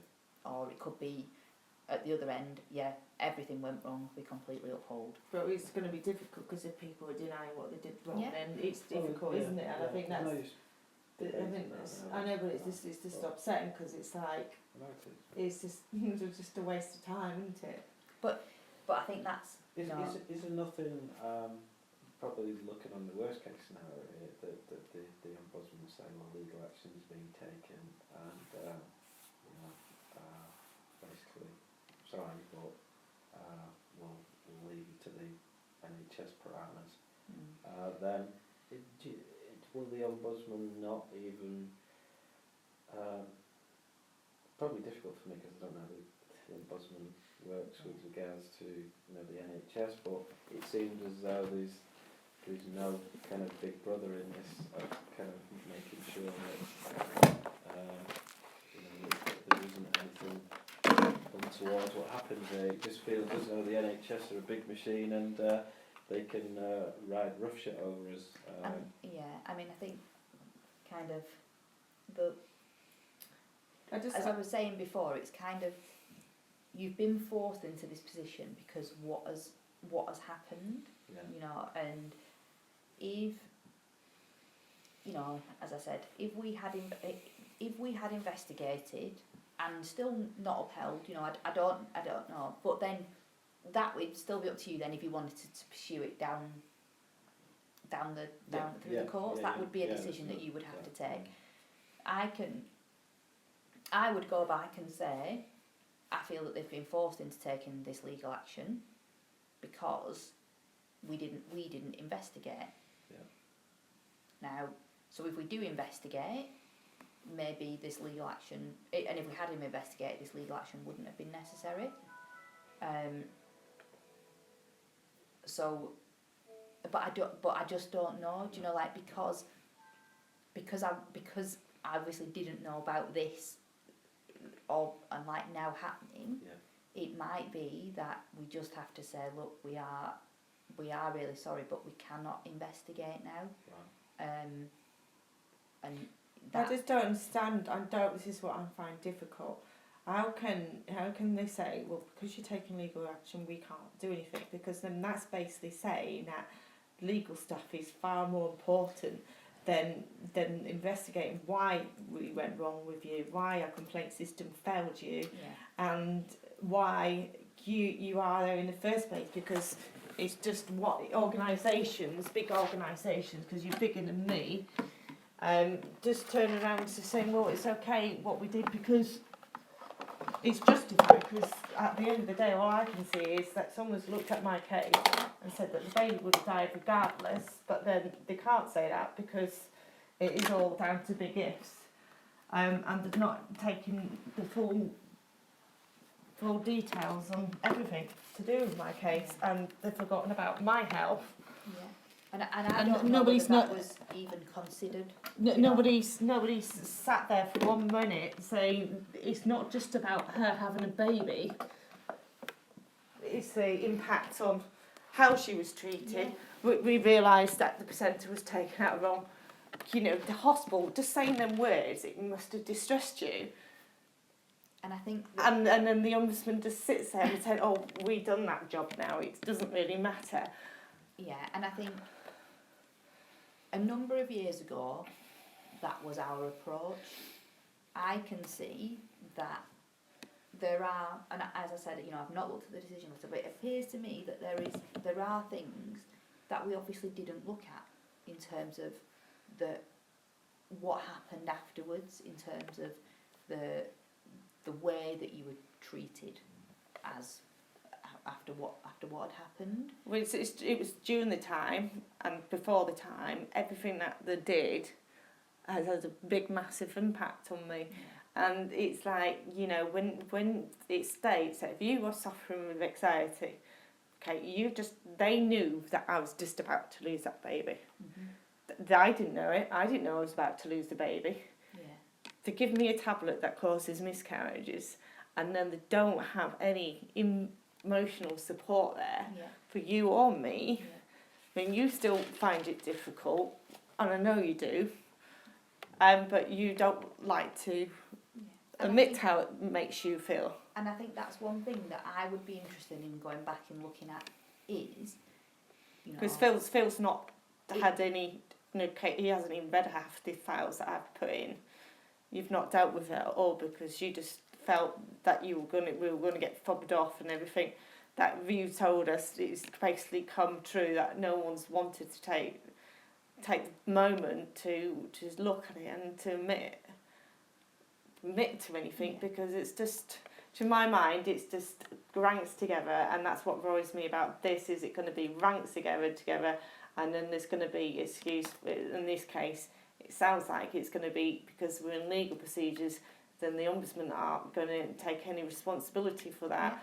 And it's okay because she took legal action. We didn't make her take illegal action, but in fact she did make me take legal action because I wrote to you saying I wasn't happy with your decision, and nobody took that seriously. They just said, no, it's okay, we've made our decision and that's it, or write to the Dame, and all I got was a compliment slip. And I think that's, you know, that would be my argument to the people who matter is, the reason that we take legal action is because we didn't investigate at the point that we could have chosen to investigate. You've not taken legal action because we investigated and we didn't find in your favour, and you still wanted to pursue it. Okay, that's so. But the thing is, they did find things that were wrong in the care, but they didn't go into it all because they didn't do the full investigation. Exactly. Because if somebody, you know, they're saying basically that the medical advisor that advice would do the same thing he would do. Mm-hmm. So basically, you telling me that if it was your daughter, your wife, would you accept what the Ombudsman have said to us and what they've said to us? Bear in mind that I know now that some of the medication shouldn't have been given to me. Oops. I need to lose weight. What is he missing about with them? I wanted I've done a petition online, and I wanted to print off what people have said comments-wise regarding the condition I had, because can we just get to that link? Yeah, give us a link. But I don't think it come up with the comments on it. Well, okay. No. I was just going to say, so if you were printing everything out, you know. I was just going to. I wanted to print off the comments, which backs up that it's not just. Yeah, that's fine. It's not just me about. No. About this condition I had and why it's important to talk about it, and that somebody. I just feel that somebody needs to take some action, and the action that would, in an ideal world, if I wanted, what I would want is, I would want an apology, I would want a positive thing that would be said, this is what actions is going to be happening. Trust want to have that conversation with you, and will support you in your supporting women with your condition to make sure they have the knowledge and a way to give the support emotionally to women who are facing that risk of losing a baby. And it's not just about the sad outcome, because the true fact is, if you looked at the doctor's reports, in these cases, with the regarding to the Ombudsman, is that when they're looking at these cases, that they should be looking at the doctor's notes and not just the medical notes from the trust from that department and that department. And you can see how that's been difficult for me to complain. I think when you're just drawing from different people and you've got different new people coming up all the time, so it's... I think this is kind of, for me, one of the things, and again, this might not bring any comfort to you at all. One thing that I will be taking away from this is to speak to people and say, we need to think very carefully about how we handle these kind of cases again, because I think we have focused purely on the medical. Okay, we've focused on, potentially the infection, the delivery of the placenta, the factual things. But then there's some things... Sorry, just let me finish. But what we haven't looked at and thought about is, what's the overall impact of all this? That there will be... Some people may, have different ways of coping with things like this, but for you said to me, there was lots of things that the trust could have done and thought about in terms of, having that counsellor ready, and that sort of thing, and that to me is a wider thing to take forward, is that, it looks like we've looked at this, as you said, kind of like somebody having a broken leg. Mm-hmm. That something went wrong, and we'll try and find out what went wrong, but we haven't looked at, but what are the other things that should happen in these sort of cases? Is what's the wider learning that all the NHS could take away from this sort of thing? And it might, it might not help you, I have to say that's it might just be something that I have to pass on to say. To be honest with you, if they provided I wouldn't even class them bereavement midwives, but a counselling midwife, because you don't want to be told that your baby's going to die, but you need to have that option and what to do. And if they know you're going to premature birth, is it really that difficult to explain? And also it would actually give me comfort knowing the implications were going to be suggested, and it would even make it even worth it to have them in all cases like this, to have the support there, because being pregnant, you're vulnerable anyhow. And then there's simple things like, when I was pregnant before all the complications, again, like, I still can't get my head around it, and only trying to digest it all as well is, if they're giving me the right antibiotics, I wouldn't even face the complications I had, but the whole way that the trust has handled it, it was just incredible, that you could be faced with all this, and not one person didn't really know what was going on, and they didn't want to listen to us, did they? And the fact that they were, and then in the notes, when you're reading them notes, they've missed stuff out. Why does it take 5 times to put a canyon in my hand? Why is there only one midwife writing that in when there was a student midwife and a midwife? Why is the doctor writing in things that wasn't told to us? And then they said, well, it doesn't really matter because Babe would have died, and that's why we're not investigating, because Babe would have died anyhow. And I think that's,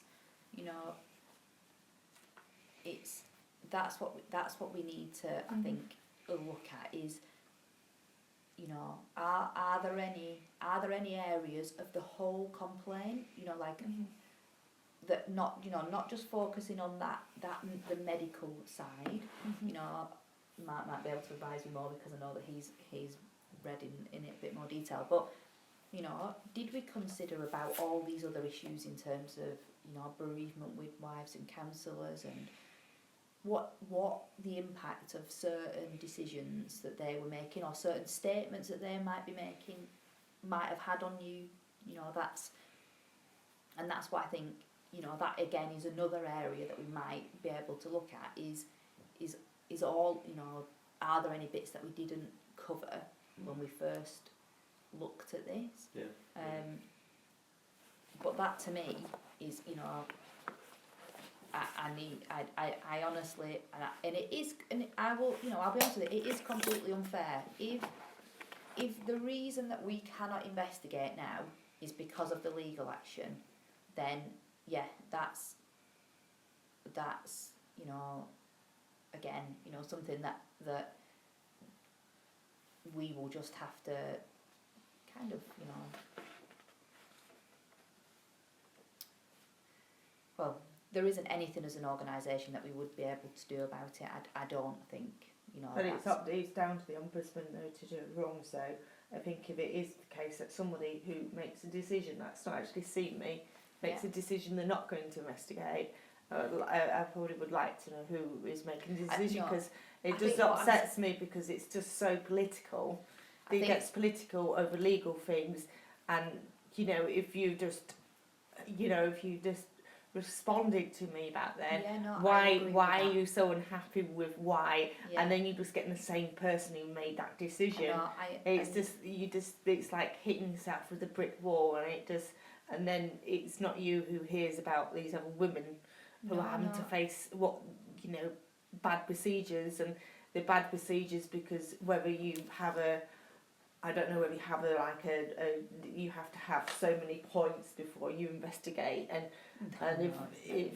it's that kind of thing. How you make how do you basically? We used to be very, very strict on what we investigated. Okay, so we had to be kind of absolutely sure that we would probably end up upholding an investigation before we would decide to investigate. And now we make the decision to investigate a lot earlier in terms of our consideration of the case. And I am, I'm more than happy to come back and explain to you if we decide if we can't investigate because of the legal action.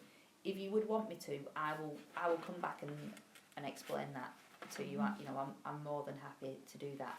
But are the Ombudsman, say they turn me down, worst case they turn me down for it, do I get an explanation from someone why, the good reasons why they turned my investigation down in the first place? Because I mean, all I can say to that is that was the way that we worked.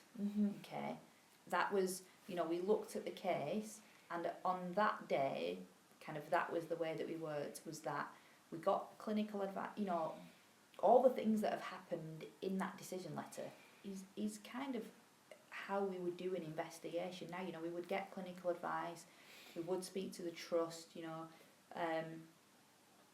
we've just called what we do as an investigation. We'd started that process a lot earlier, so we're not asking for quite as many things to have been met before we say it's an investigation. So And I think a big part of what we're trying to change and improve is the communication and explanations around things. Because clearly, like in your case, we perhaps haven't explained ourselves properly or communicated appropriately with you, which is kind of what we're trying to do today as well. Because just from my own understanding of it, I think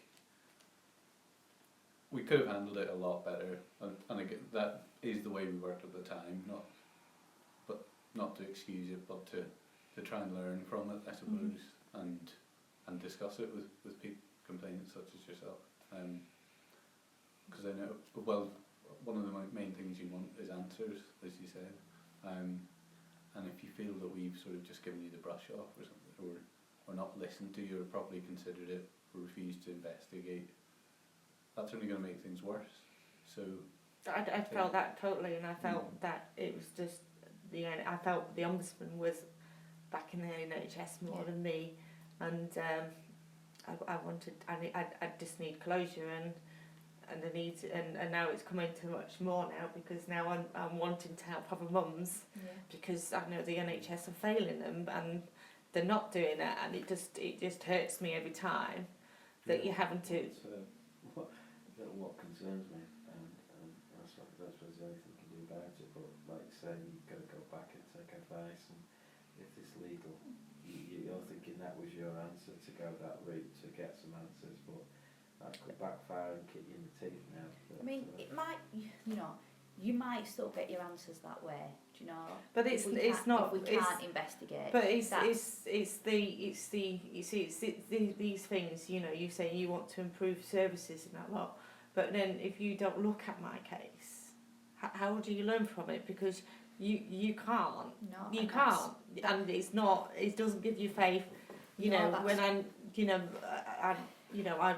in this pressure group, and I'm seeing that there's a lot of other cases that people are getting told they're not investigating, and it's like, it's just so easy to say, well, they're all cases, there's no point. But there is a point, because you've got to learn from the mistakes, but you can't learn from the mistakes if it's not investigated, regardless of. Can I ask a question now? Is it something that you'd be able to find an answer to on the basis of, say for instance, this legal case does pose a problem for the Ombudsman to investigate, but could you find out whether, if it does, then what about if it stopped?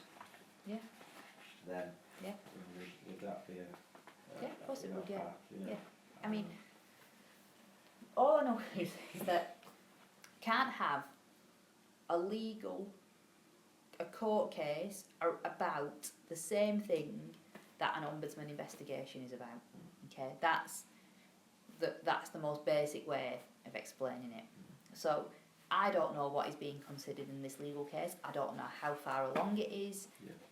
If it is exactly the same thing that we are going to investigate, or we would like to investigate, then that we can't. It's just that's what the law says. But this is the whole joke of it, because the NHS Ombudsman is supposed to protect people like me, and somebody needs to take responsible for not looking after me. And I am happy to go back, and I will say we have put these people in an awful situation now because we chose not to investigate. Okay, they didn't feel that our consideration of the complaint at that time gave them the information and the answers that they wanted and the changes to the procedures that they were hoping to get, and therefore they have now gone down the legal route. We have not known this, and we've come back to try and see, because of our involvement with the pressure group, what can we do now to try and resolve this. There have been other cases that have come from PHS, the facts that we have investigated and are now in the process of investigating, because we can see that if those cases came to us now, we would investigate, and there isn't a reason to stop us investigating now, therefore we will do it. And through no fault of your own, you obviously haven't known that. You haven't known that however many years later we're going to have a change of direction, a change of ombudsman, and we're going to start listening to PHS all the facts and say, right, let's look at all these cases again. How could you have known that? So it might just, it might have to be that there is a recognition from us that we have, through what we have done, we have put you in a worse position than you should be. And I'm not going to say that you taking legal action was obviously the wrong thing to do, because that was the only option that you were left with, and usually that isn't the case. Usually that doesn't happen. I didn't have anyone. I wrote to the hospital. I wrote to you. Everyone just ignored me. I needed answers. I know, and I know. I couldn't even talk to Phil about it because I was so ashamed. Didn't get answers. Yeah, and I think that kind of, I'm really kind of disappointed now to go back, because I don't want to get the answer which we might have to give you, you know. Because I have a feeling that you already know they're going to say no to us. I honestly do not know. Because, as I said, because if I'd have known that you were taking legal action, I would have found out all about that before I came. I think I didn't want to say anything No, about the and legal that's action fine, because I was that's scared that That's you just fine. fobbed me off and you wouldn't come today, and the I didn't want to express No. it too much, and it just because it's just been fob off, and then you reading, because I have educated myself. I've raised more than what my claims for.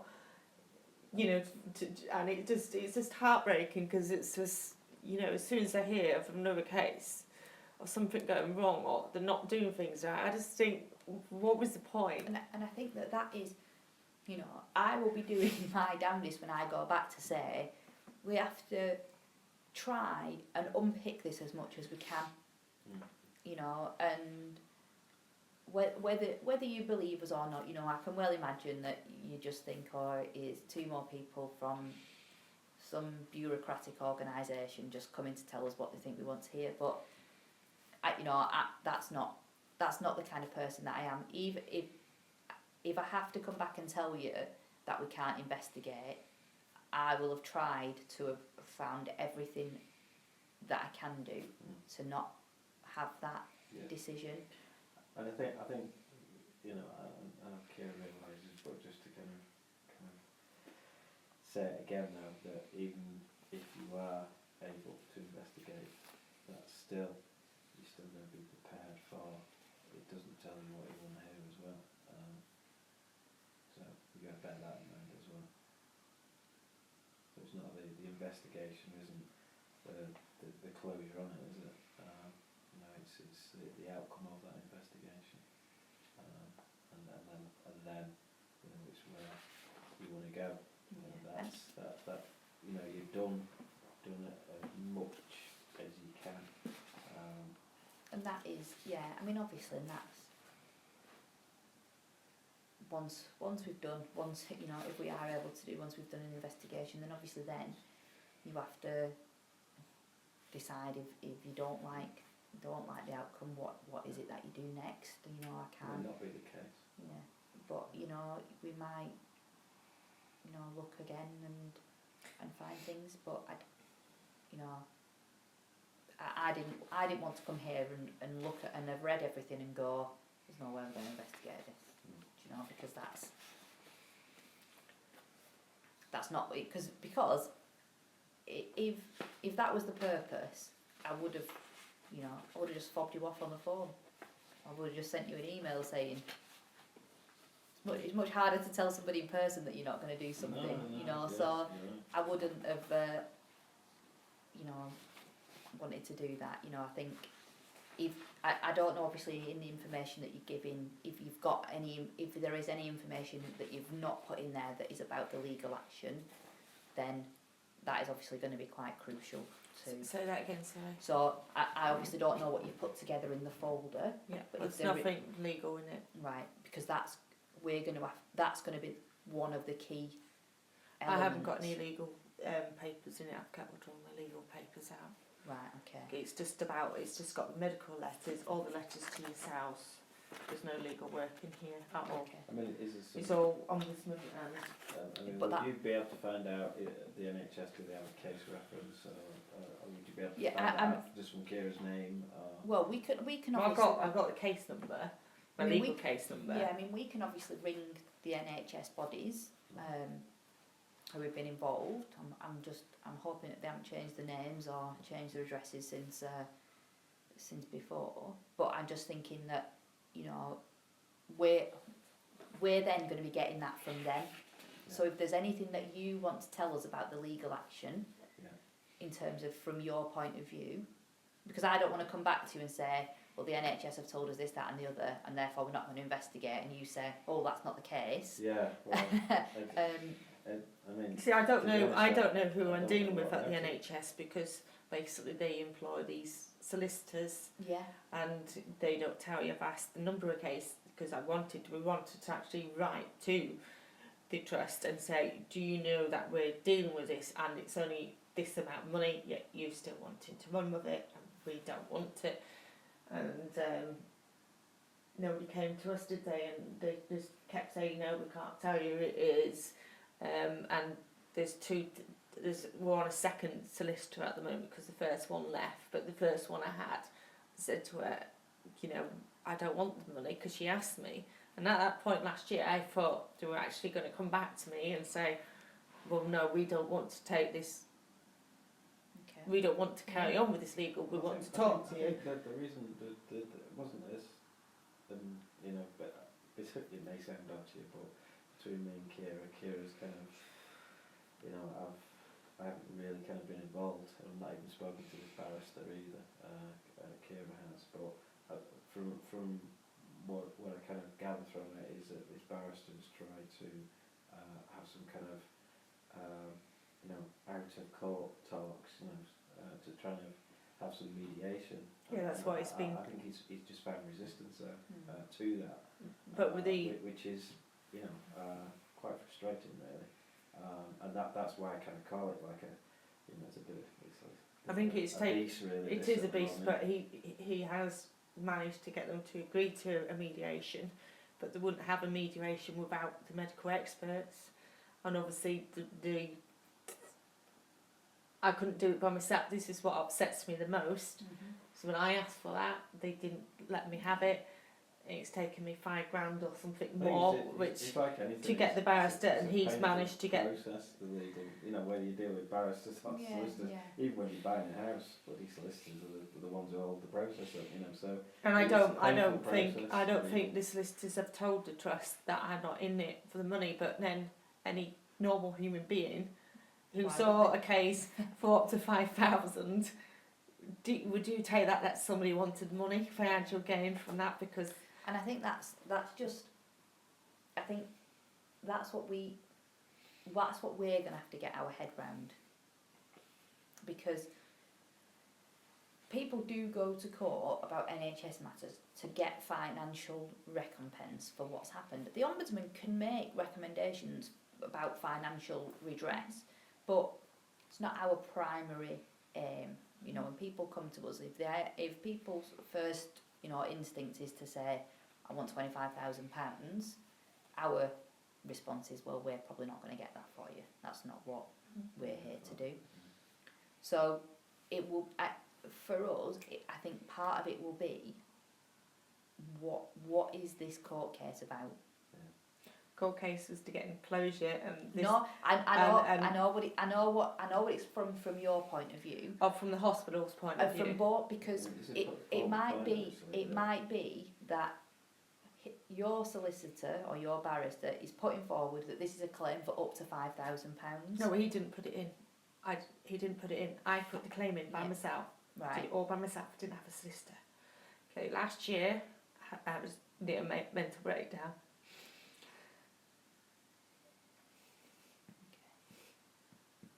You put it in. Put it in 2013. I didn't know she put it in, but I don't think you understood the implications of filling out just forms, whether it was forms. But I just thought that it would. My mindset was, they would see it for a little thing and they would want to talk to me. Yeah. They would see that there was someone shouting for help. No, I have a clear picture of what has happened. And when I asked for it last year, when I sat down with this solicitor from the trust, and I said to her, I just want an independent, I want an investigation into my care, why it's gone wrong, and what are you going to do to fix it, and what are you going to do to give me support. I think and she went away, and I think that's the only kind of reassurance which you've got, which I'm still not 100% reassured, but I think there's some kind of common sense being applied to this, is that I think your barrister has found out, because when I found out about this, it's not only the legal fees which we have to pay out, but should we say, and I don't think there is any success in this matter, but should Kira not be successful in a legal claim, and it seems it's all kind of wrong, this, but then you're liable for the NHS legal costs, which it fundamentally could end up with as buddy selling her house to pay those as well. And that's how it all becomes very, very scary, this. And I think you've got some kind of closure there that we're not liable. I haven't seen it in writing, and that risk is still there, that, you know, we could end up out on the bloody streets with this as well, which is very, very scary. But what the barrister has done is they have because now a year on, £5,000 down the line out of my pocket now, they agreed to do the mediation, but I only had that mediation because I have the barrister, and without him I wouldn't be where I am today. Yeah. And Yeah. he kind of looked at it saying, you know, normally I wouldn't take this case on, but because I can see what you're wanting, I'll help you. I had no one to help me. You know, it was my last resort. I needed someone legal. I couldn't mentally take it on. And he says, you know, and so it's all this case is now reliant on is a medical expert, but then that medical expert, even when we come out of it, and if it does from the miracle happens and they do see some things in my favour, it's still not going to take it away, because things aren't going to be rectified at the hospital, because they're still not going to be pressured into making changes, and that's the upsetting thing, because and I think that it might, you know, when you're just looking at it now, I can see what I'm saying might not make much sense, but what we're going to have to split out is, what is the ultimate outcome of the court case, or what is it that is being looked at through this? So what is it that's left for the Ombudsman to deal with? Well, that's why we need to try and. It's really that, you know, for me, it's that the Ombudsman recognises the investigation, carries out the investigation, and that's purely the purpose of the legal case. For Kira, the NHS may think different, and probably you've already picked up on it as well, that you may go away, speak to the NHS, and what they tell you about the legal case could be completely different to what we're telling you. They could say these buggers are after loads of money and compensation, and you know, whether that message is clearly got across to them, you know. And I think that's what I'm trying to say, is that that's going to be one of the key factors in making this decision. So anything that you have with regards to this, it is important that, you know, even if you don't have it now, that you send it to us, because otherwise it's going to be reliant on us ringing the NHS and hearing what they have to say. If we don't have anything from your side to contradict that, then all we have to go on is what the NHS. So if the NHS come back to us and say, well, actually, they've said all along they want £20,000, for example, and you know, I wouldn't be inclined to believe that, but you know. Well, I don't know whether that's best, you know, coming from. I don't know whether the barrister kind of wraps it up in his legal jargon or what. Because you could copy lots of letters and correspondence to you, but it doesn't give you the full true picture of it. And it might be best that if in our first, you know, probably the first thing we need to do is speak to the trust about where it is, where they're going, you know, what is it they think. Because I mean I still don't appreciate where it's going legally. Well, the last thing I had to send is that we sent the legal things off just before I was late in sending them to the experts, but they went off at the end of January. The experts now looking at the case to see where it stands, and then once that report's done, they're going to organise a mediation. I've got my next court date for setting the case management up, but we're hoping that's not going to go ahead. And we're hoping that there's going to be mediation in February, end of February, based on this medical expert. But I just feel that somebody at the trust and the Ombudsman should be accounted for taking it this way. Because, you know, I am, you know, this you know, I'm not 100%. And I just feel like I've just done all this, and I just think, oh, what was the point? Because nothing's good come out of it. All I've got is, sorry, can't do this. So we can't do this, and now, and I just can't get my head around. You can't get the head around that I'm not claiming for much, and it's not about money. No, I completely understand. I completely understand that. But Yeah, don't get me wrong. people looking at it can't, because they say, well, why have you done it for? Why would you go legal if it's not? But even the judge said to me, and I said, he said to me, why have you gone legal if it's not about money? And I said to him, well, I just feel that if I don't do it, then I'm not going to get the answers, and I need the answers. No, It's just, even at that point, it's like, you just sat with a solicitor, there's no one from the trust that goes to court, and you're dealing with solicitors, and it's quite a daunting experience, and one that I wouldn't like to be in again. And I think again, this is going to be something that I will be feeding back, is that kind of we don't really focus very much on. Well, actually, that's a lie. We focus a lot on what are the implications of our decisions for bodies when we uphold. So we're very careful in, well, what can we recommend here? What is going to be the best thing to happen? I don't think we give half as much thought to, if we're not going to investigate this, or if we don't uphold this investigation, what are the implications for the people involved? And I can only apologise that we haven't investigated your case, and that that decision has led to this situation. And I think whatever we can do, we will try to do. But this may just be something that is it's bigger than an individual decision. So it's not going to be somebody sat there saying, we don't want to investigate this case. It is going to be the law saying you are not allowed to. However much you might want to now as an organisation, because you've changed and because you've been and spoken to the people and you can see the benefits, we are not allowed to, potentially. But then the rules are there. Yeah. But the rules doesn't mean that they didn't follow my guidelines. So why should you follow? It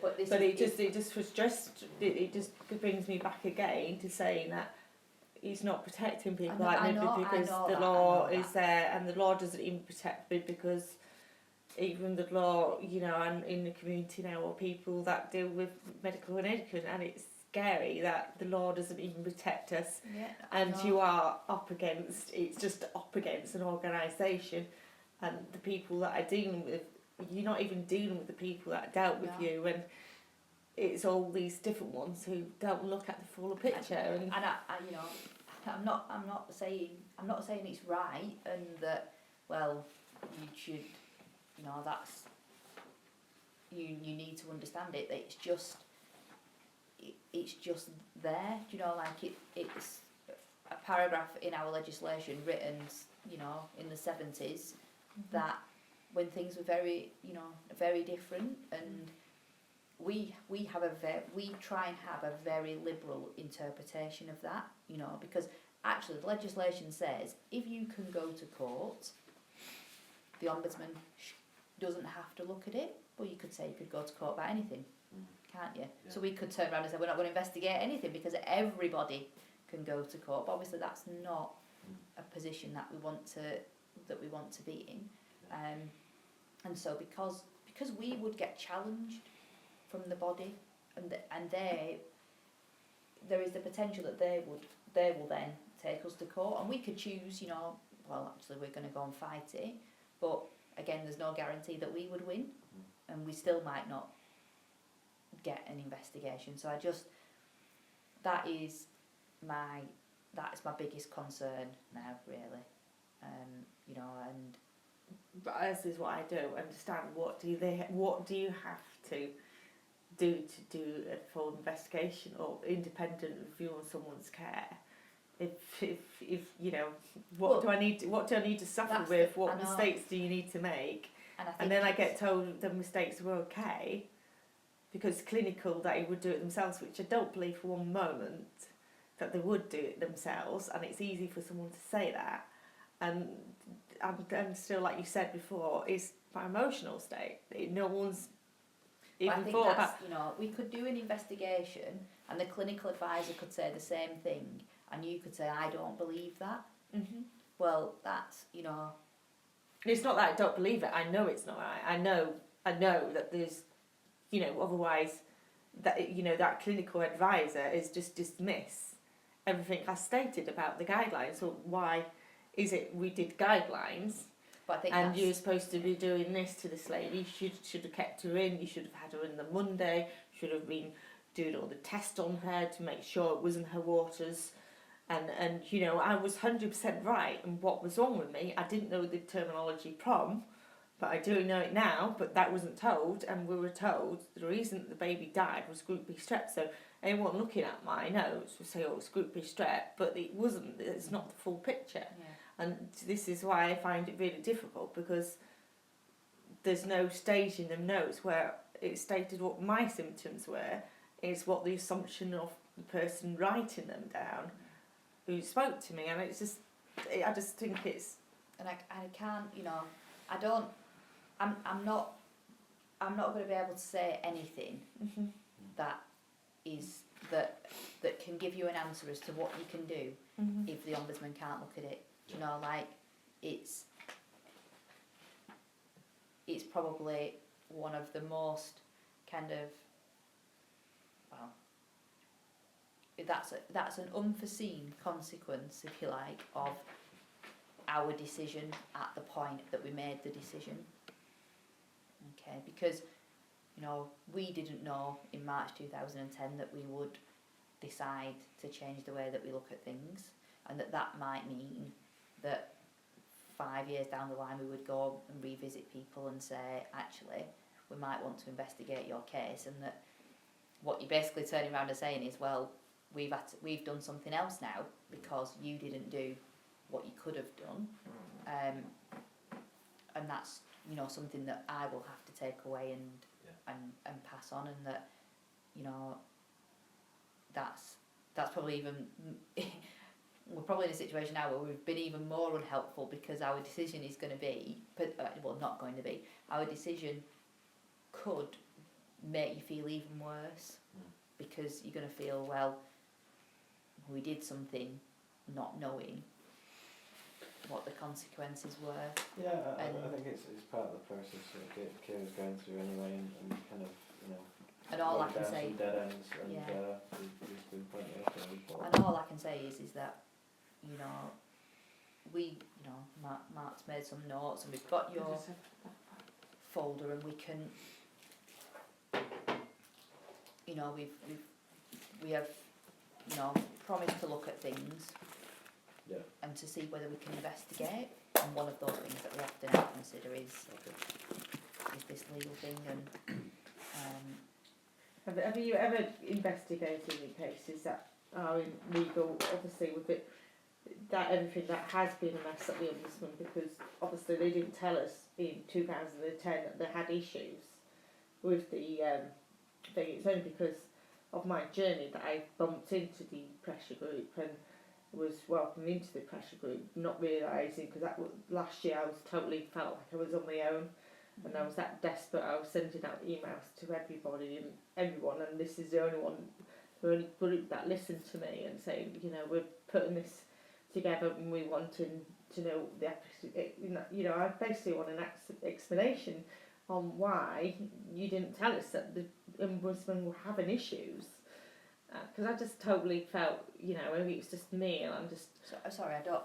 What? Well, just that you know, because basically the Ombudsman have admitted that the processes weren't particularly working. That's why you've had a change in things. Yeah. So why didn't they tell us? And you know, that's why you know, I think I would probably want to know, you know, if you did turn me down, you know, I would want someone to be accounted for actually pushing me into legal case, and take some responsibility, because I shouldn't be here.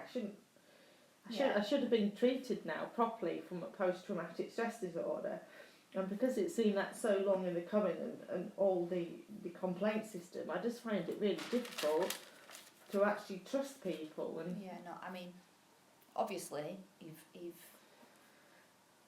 we can't investigate, then we will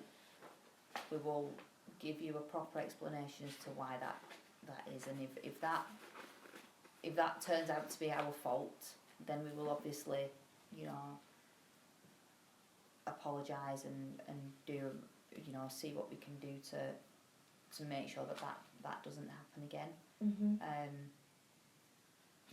You know, I'm hoping that that's not a situation that we have to get into. I'm hoping that we can do some kind of investigation. But I think I am very scared and sceptical that you look at it, and because I just because I think that people are so scared about admitting that they've done mistakes. You know, they just think, you know, there is all this pressure of suing and everything else, but it's very difficult for somebody to, you know, you might understand it, but these people at the top, are they that under, you know, all they think about is getting worried about getting sued. Yeah. And that you have a legal case that literally makes that I'm after money. But then, yeah, I'm just repeating myself, aren't I? Yeah. Well, I'm not, yeah, but I'm just drawing the land now, so that this folder, that's what you're handing over, is it? Yeah, so And then, are you going to go back, and before we send anything legal or whatever, what records we have, or you speak to Kieran's barrister or whatever, you'll go back first and then tell us whether you do need anything from us on the legal side, or... Yeah, I mean, I think... I just can't afford for my barrister not to represent me. That's what I'll be scared of, because it's the only thing I have that's holding me up, that dealing with this, and I'm just so scared. I just want reassurance that, you know... You don't want him to represent you in dealing with us though, do you? Pardon? You don't want him to represent... No, I didn't mean that. I meant, Sorry, I'm I'm scared that if you speak to him, I'm scared that, you know, I don't know, I'm scared of losing him as a representative, because he's the only representative I've got. Well, that won't happen. It's purely just, you know, I don't know whether client confidentiality comes into this or whatever. I don't know what he can part, you know, with the Ombudsman, you know, about your case. He may say I can't say anything. I don't know. But let's just. I suppose what I want to reassure you about is that we need to get both sides, and we have to have a way of getting that from you, whether that's from you directly, whether that's from your barrister. Yeah. But I don't want to ring your barrister and ask him some questions and then him send you a bill for £300 for talking to the Ombudsman about the case. Yeah, no, I so I don't know whether that's what they do. They don't do anything for free. Yeah. So that's why I think you need to tell us in some ways how you want us to progress that side of things, because I'm not going to just ring him up and start talking to him, at least without you telling him that somebody from the Ombudsman's office is going to be in contact with him. You know, and if you send anything to Mark's email address, then you know, at least then you've just got one point of contact who you're dealing with. I mean, we will ring the trust. You know, we'll take this away. We'll have a look through it. We'll contact the trust, and it might be that we don't need to speak to the barrister, because they might say, "Oh, actually, if you're going to investigate it, then maybe we'll stop." Or they might say, "Actually, this is looking at something completely different to what you're proposing to investigate. Therefore, you can do."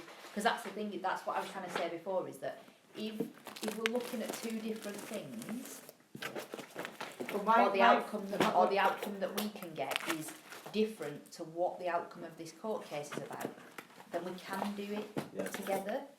The court case won't be able to tell the trust to implement changes. All it can do is come up with a settlement. But what my A settlement as in what? a settlement that either I win or they win, and then it's money, isn't it? That's what the legal side of things is, yeah. So they can't do that. They can. We're having a mediation, so we can have an out of court agreement. I don't know whether when I have that mediation that I can tell these two NHS things that actually you put me through all this when I didn't want any financial gain. I just wanted an independent review, so you wouldn't do this or have an impact to my fee, because basically this, when you do the legal process, you've got to have two different experts. So we've got one expert at the moment just looking at the optician thing. Okay, they can't. This is the whole thing that makes me mad about the law, because they can't, unless he finds some negligence, and that is based on percentage. So even if you're like 49, 51, if it's 49, it's fine. It's absolutely fine, and it's not fine because it's had an impact in my life. You did mistakes, even though they recognise the mistakes, they can't do anything. It's not classing. So then that means that they won't do a psychology report on me, and it's like it just frustrates you even more, because it's just basically the legal side is just I just feel like the legal side is the same as the Ombudsman, and it's just protected these people that have made all these mistakes, and it's on that assumption on percentage wise. And this is why I was saying to you, how do these clinical advisors, they must do it the same as percentage wise, because that's how the law works. We're a lot more lenient than ours isn't. Ours is much more. But is that now, or was that prior? That was previously. We've always been. We have this. It's called a balance of probability. So it's not even. Like in court, you have beyond reasonable doubt. Ours, you don't have to go as far as that. So ours is. So you could have a conversation with me. You could make all notes about it, and I could make no notes whatsoever, and you could say, we could get into some disagreement. You would have the evidence there. Even though it's 50-50, I could say something, you could say something. Yeah. We could potentially say, well, yeah, we're going to find in that person's favour. We don't have to say, well, it's 50-50. We do that, obviously, quite a lot of times, but we don't have to do that. We can say, looking at what this person has done in the past, we believe that, yes, what you said to her is true, or that's what you said, even if I'm disputing that. So it's not as stark as like 51-49. Not to be rude or anything, I just need to nip out and make a quick call. Oh yeah, sorry, we forgot to tell you this. So basically, like as our security thing, so that they know that you're kind of safe when you've gone to visit somebody, and that you're safe as well. That we haven't, done something. We have to just call. But I'm just going to nip out. Okay. Is that all right? Quick yeah. Sorry, we should have said that when we first came in. But yeah, I mean, that's. In terms of the legal, that's going to be the crux, is can the legal action get you what you want? That's what it is in a nutshell.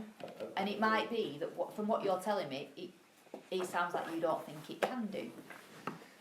So I don't think you know that answer, do you? that might be a way we can investigate. I just don't want to lose this mediation and having these trust people, because I can't wait to.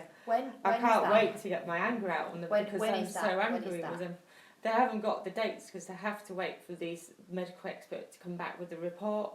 Okay. And I don't know what that report's going to be like, but I'm very scared about the report, because it has a big impact on how it goes for me, and at the moment I just feel like everyone's just said no, we can't help you. The trusts were all right, and then you're going over things, and you think, well, they've not looked at it properly because they've missed out things. They've missed out the doctor's thing.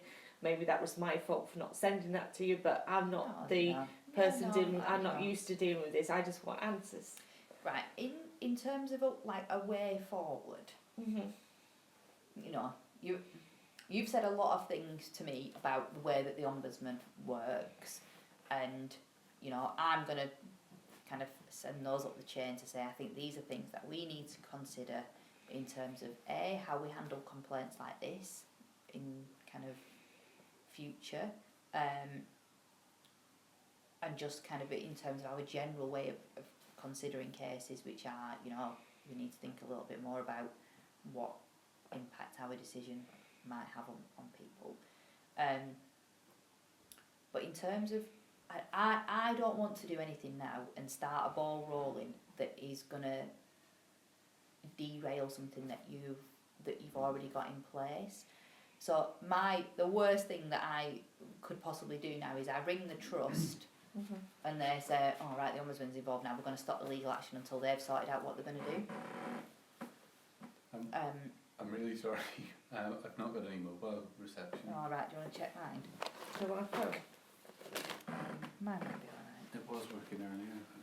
It's not a good network. I get this all. I had to move, when I moved house, I had to go into Suppose you're just on the brink of the countryside. Yeah. try it on that one. Alright, thanks.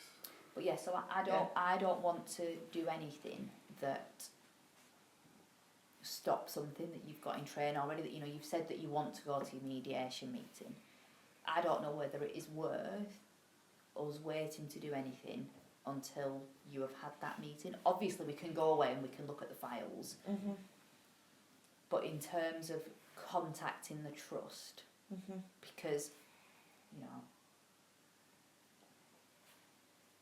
I can imagine this is going to be difficult to explain to them without them feeling very defensive and wanting to close up again.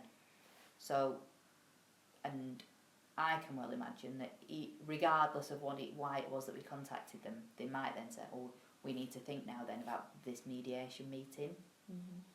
So, you've said that you don't know when it's going to be, do you? No. I think you've,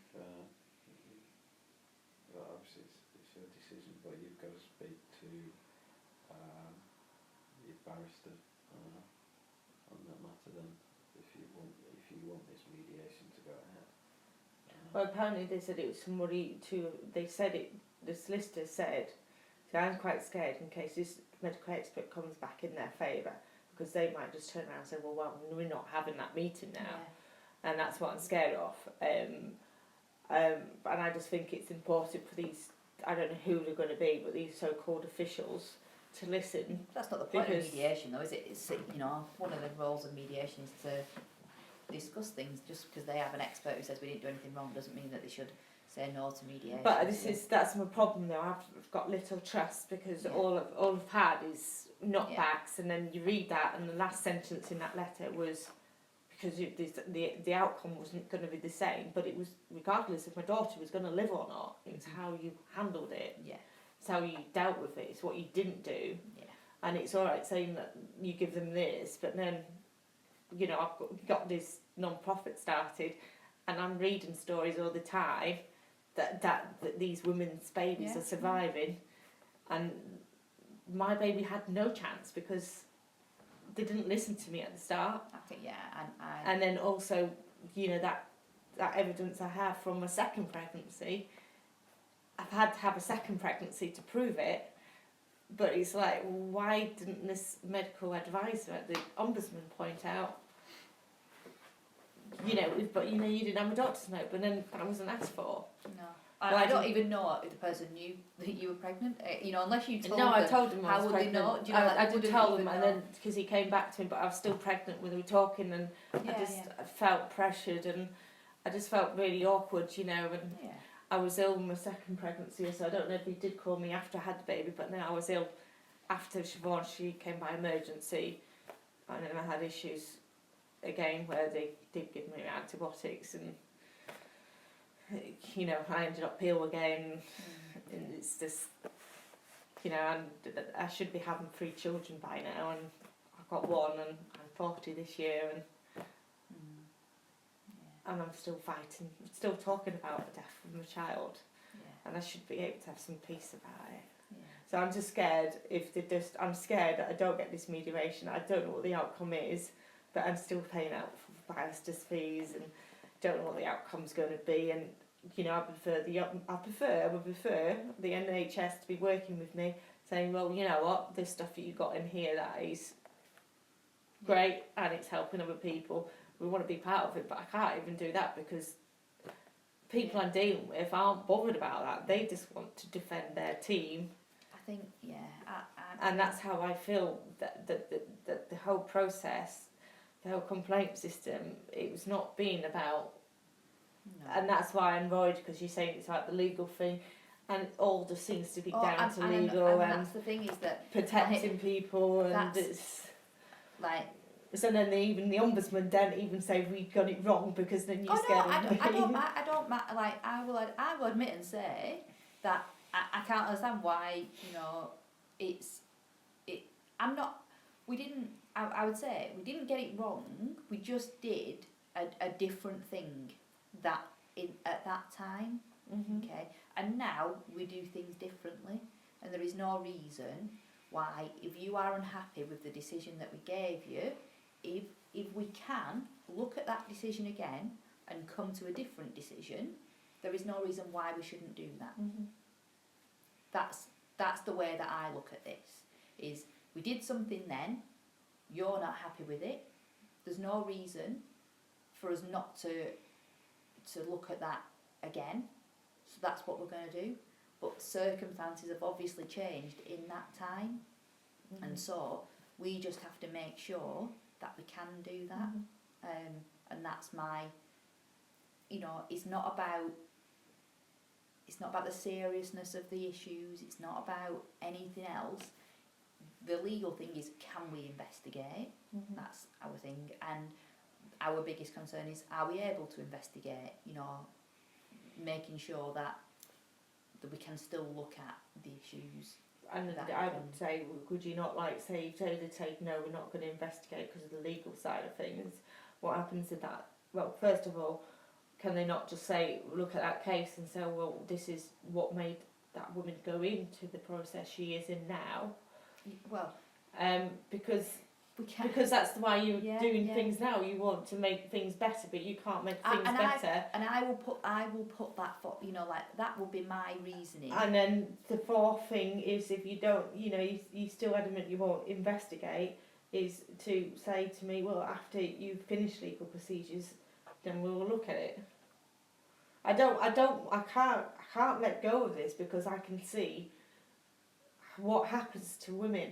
And women shouldn't be standing in my shoes. And I don't care how big the NHS is, but when I see something wrong, somebody should be accounted for it, and something should be.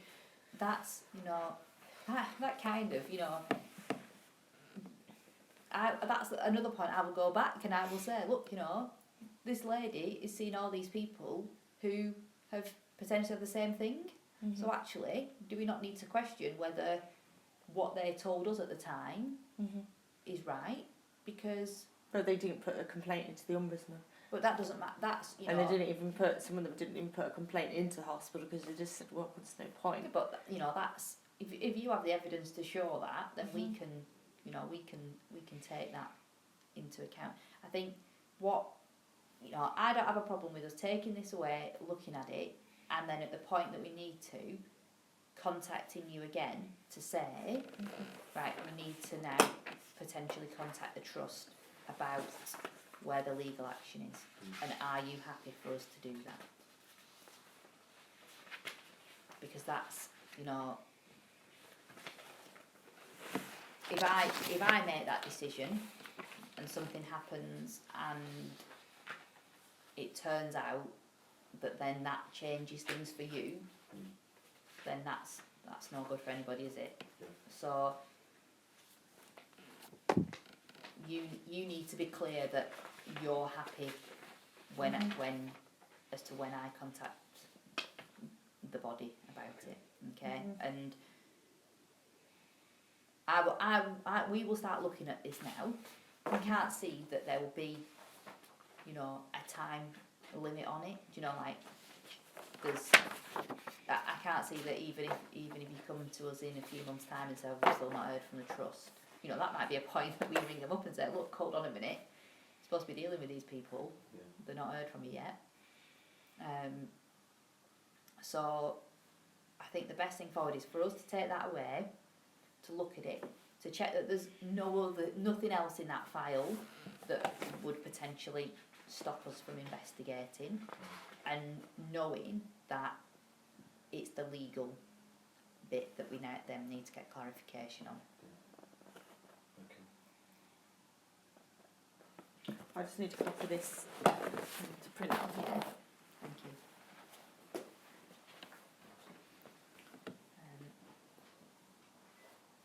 Yeah, so does that sound? Yeah, that Okay. seems reasonable. Yeah,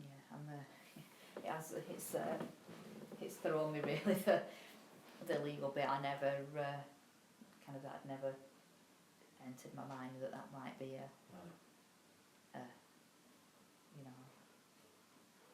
consideration that we might have to make. Yeah, Okay. it's just yet another Yeah. thing for Kira to worry about. Concern myself about anyway. Yeah. But I mean, as soon as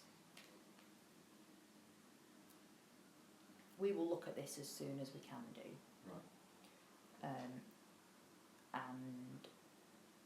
And then it will then just be the matter of the legal, because if we look through this file and we find anything that means that we can't or don't want to investigate, Yeah. then there's no point in waiting to speak to the legal people Right. about it. Okay. So once you've looked at it, would you be in touch to say? Yeah. We're going to look at the. So we'll look at this. Contact the legal people then. We'll look at this, Yeah. and then we'll get back in contact, Right. and we'll say, at that point, we'll say, there's nothing in this now that makes us think we shouldn't investigate, therefore our only restriction is the legal. Yeah. Or we'll say, actually, there's this, that and the other, Right. which means we can't or Okay. don't want to investigate now, and that's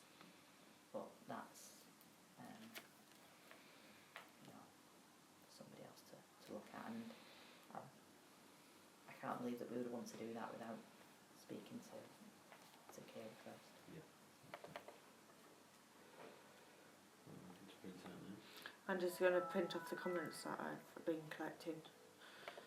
I think it's important that people don't think it's just a case that you ended 24 weeks and that's it, and the care shouldn't be there when it should be, because I think it's important that.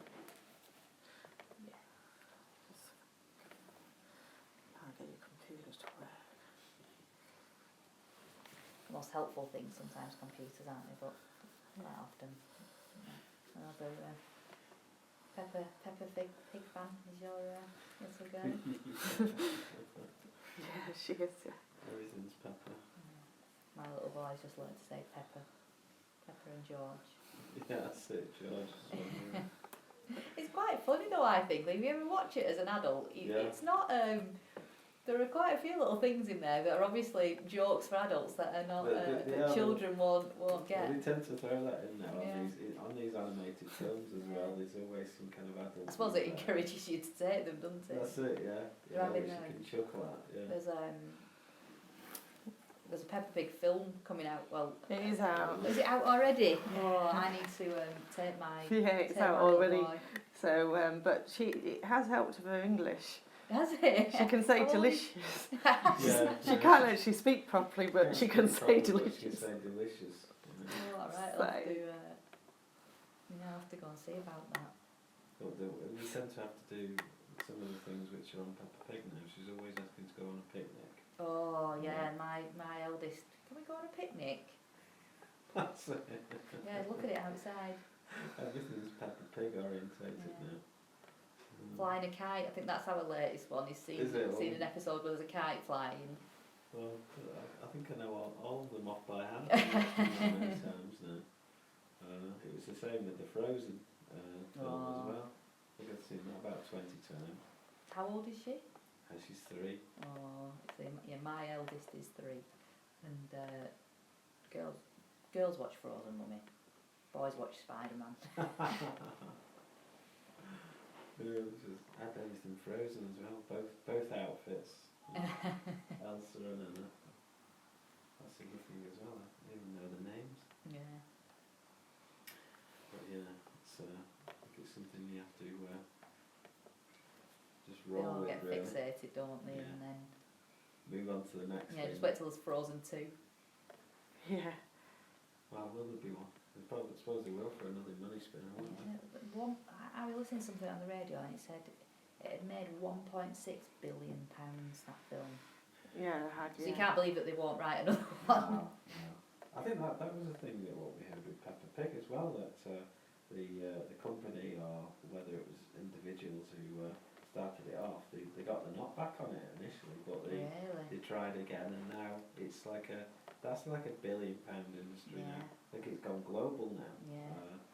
And when you actually look at it, you think, Such a simple idea. yeah, exactly. It's using simple ones, isn't it? Yeah. When you can see Frozen, like, you know, there's a lot going into that. Oh, Peppa Pig, you know, you're just thinking, come on, having a joke. It's funny. I think the only thing is as well, you can kind of kit out the bedroom in all of it, and then a few months later it's on to the next thing. Yeah, yeah. I've tried to avoid that. Yeah.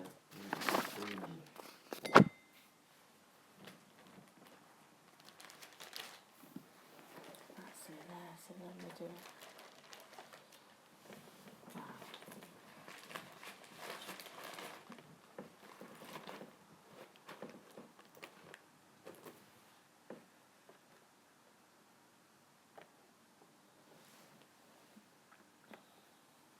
I might have to see if there's a way. I'm going to see if I can print a couple of pages, but it's so nice pages.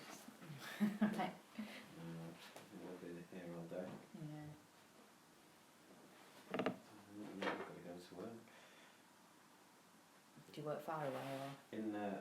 That's probably about 12-13 mile trip into Hazelgrove. I don't know if you know. Oh yeah, like just outside Stockport. Yeah. yeah. Yeah.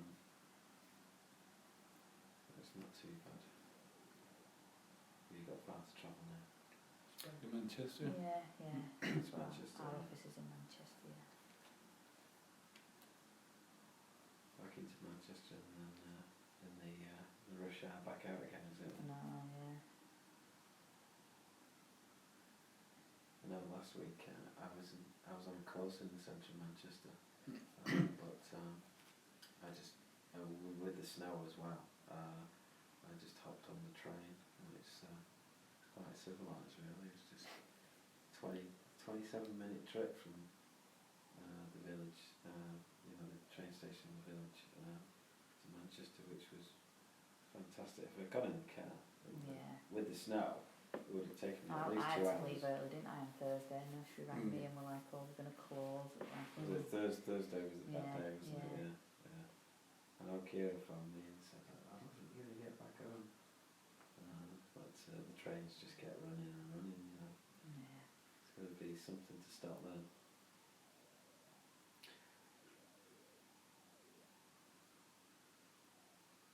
I'm just hoping this is the worst of it now and Yeah. it warms up a bit. Looks lovely looking out the window, doesn't it? And seeing it all. When we were driving over, I don't know if you noticed, Mark, but somebody was out of the car Taking a some picture or pictures, something like Yeah. that. It looks nice from here, but when I went out to make that phone call, I wished it was echo. It's been, with it being so cold, I mean, there was a few years back when it was even colder, it was that really cold snow. But it has been that cold this week where I think snow's been thawing out and it's creating puddles on the road. Cars have been driving through it and splashing it, and it's been going up over, like, you know, trees overhanging or bushes and that. And then I've been driving over an evening and it's frozen. And it's just, it's really weird, you know, how it's created this feature and all just like crisp white leaves all frozen. I've seen people taking pictures of that as well.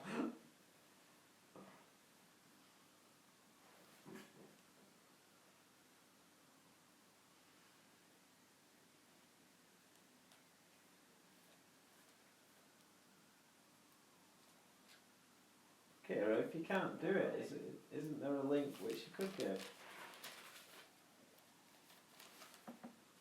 Kira? Yeah, I've got it.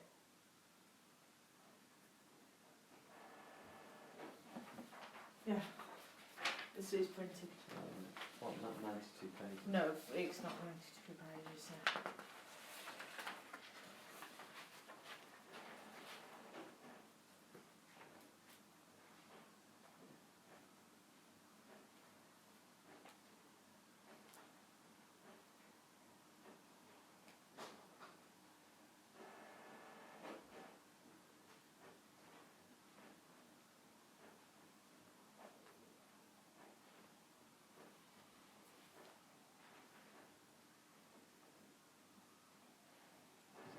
Deepest depths of Saddleworth where you live, or Yeah, quite. I live in Diggle.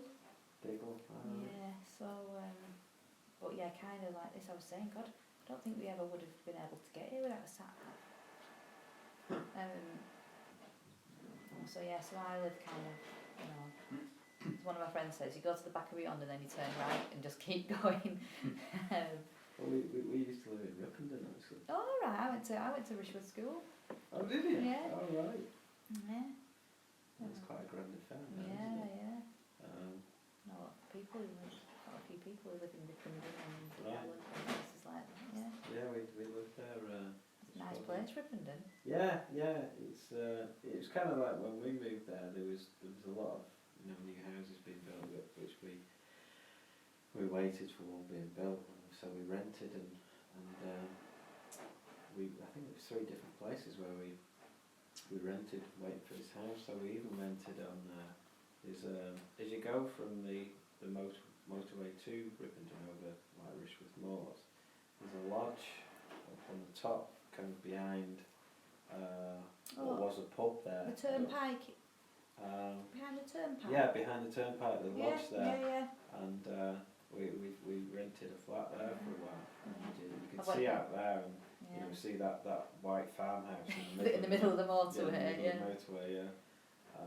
And then we had a place in Triangle Oh yeah. for a while as well. So we kind of did the rounds around there actually. It's really like when I was at school there, wasn't really very much in Ripondon, Right. like petrol station and Right. now there's like that tapas restaurant that's there is like Oh, right. really expensive to go to and Is really it? sought Right. after, yeah, and got quite a few. I think there's a pub there called the Fox or something that's like a proper gastro kind of pub now. Yeah, I think we went because when we were there, it was only just kind of things happening there. I think there was this big curry house which kind of opened up when we were there, and then we always went to this place called, and it's still there because we dropped in there when went to see one of Kira's friends last year, called Villa Margherita, and we always went there, and it was strange to kind of drop in there, and I think they remembered us because we remembered them,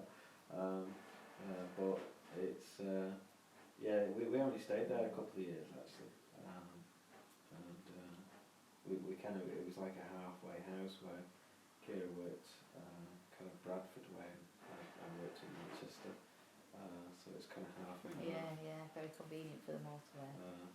Yeah, bit of a compromise, but it was a nice place really, but it kind of looked like one of those places which was kind of taking off a bit, and there's quite a few kind of foodie places around there, nice places where you can eat around there.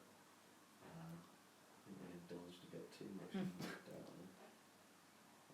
Well, that was just when there was a 2 of us, so you could do a completely different thing when you eating out's a novelty, isn't it, when you have children. Yeah, certainly is.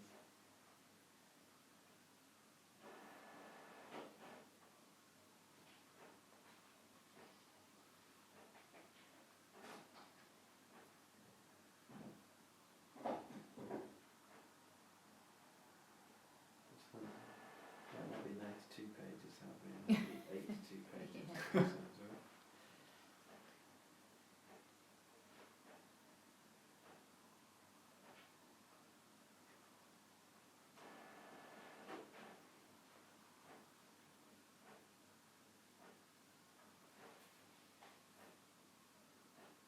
I think we passed that Villa Margherita on our way here, because that's the way we came. All right. I noticed Straight it. through the the centre of Ripon and the High Street. Well, I think if it's the one I'm thinking of, we definitely passed it because it's so big sign for Valentine's Day in Oh, in the right. window. Right. That made me realise I haven't sorted anything out for next week. I tell you, the one thing which we enjoy there actually, and I always remember it because they've got like it is really like they've got like checkered tablecloths, and it doesn't look anything special, and it isn't you know swish or anything, but the food, and it's an open kitchen there, and they're very friendly, and the food we've always found fantastic there, and good. Good price actually, because we always used to indulge in fillet steaks, and I think we got the cheapest fillet steaks and the biggest ones as well. Yeah, it was a nice place because you could go to some of these gastro places up the road, and they were a bit more upmarket, and you paid the upmarket prices as You well. don't get half as much food. Yeah, that's it. I'm going to one of them tonight with a friend, so I'm like, oh, what am I going to have? Yeah. Oh, there was plenty of them around there. There was even we used to go to a farm round there in Rishworth it was, and they had a particular breed of cow. I forget what it was now. And then you found the gastro pubs, you know, Selling it. they're selling it as well, like, you know. But you could go to the farm and obviously get it at half the price and cook it yourself, like, you know. But it was nice while it lasted. But I know where we lived in Ripondon, it was a big new housing estate which was built on the hillside there. But you know what? I think my friends live in there now. Oh right. Yeah, like quite a steep hill That's- behind where is it Ryburn Dam? Maybe it's not Ryburn. Ryburn rings a bell to me.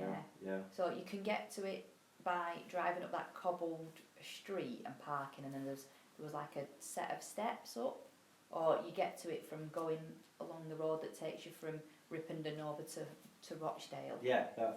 Our friends live there now. Oh right. Yeah. It's it kind of Green Lakes that estate. It got bigger and bigger. They must have moved in there maybe like 3 or 4 years ago. Oh right. Massive house. Well, their house is massive.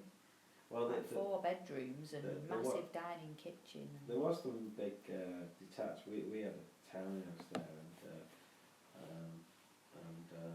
but there was some much bigger houses there. But and they're quite a price. But the actual gardens is like anything with these new housing estates. The gardens, what you got with them was this little postage stamp. Yeah. You're paying an absolute fortune, you know, for a detached house. They had a bit of a nightmare, I think, when they were selling theirs. In that they kind of like, obviously it was a big house and they marketed it with like one of these fancy brochures and everything. Yeah. When they came to buy it, the person who was selling it was like, oh, we're taking everything, like the light switches, all the plug sockets, and they were like, well, hold on a minute, you've got this brochure here that says this is a state of the art modern home. Yeah. That's how he's selling it. You can't then say, but all that stuff that makes it state of the art and modern we're taking with us. So, No, we actually we were lucky and we sold up in 2008, and 2008 was a year when everything went a bit off the edge of a cliff, and it started. In fact, I remember when we actually sold, and then we rented, still in Ripondon, for the first 6 months, and the first month when we were renting, we were renting in Triangle actually, just on the top there, and it was a cottage within the grounds of this bigger house, and we transferred what money we got from the sale into some Icelandic banks. oh, And if you remember that they started grabbing everybody's money and you couldn't get it out, and we saw it on the news, and we were straight onto the internet trying to do a transfer, couldn't get an internet signal, went up to the big house where the landlady was, and we're on her computer trying to transfer money, and we were locked out, and it was like, oh my god, what's happening here? but luckily we didn't lose any money. But we just sold up just in time, because after that the prices of houses just plummeted. So we just sold at the right time actually, and then we moved back here actually, because I'm from round and about here, not here. Yeah, so I ended up back here. It seems a long time ago now. Yeah, well, it's quite a long time. It's like 7 years, isn't it? Yeah, that's it. Time flies. But no, I remember this was school because one of my work colleagues at the time, he came to visit us, and he came with his little lad, and he passed that school, and he went, Dad, I want to go to that school. And I always remember that. It was quite a grand school, that, isn't it?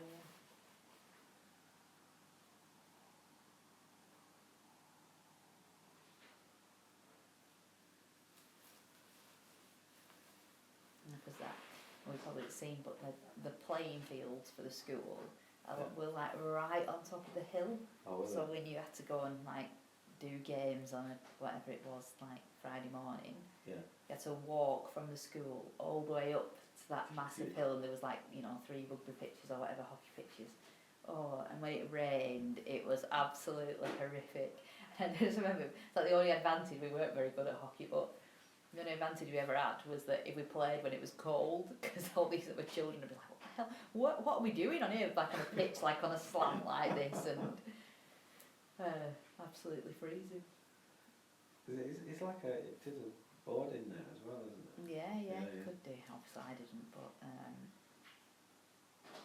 yeah, it's I think actually it's got a lot better since I left. Not that was any, Yeah. but I think they've got a very good headmaster now, and Right. we've had quite a lot of stuff built, like sports centres and things like that.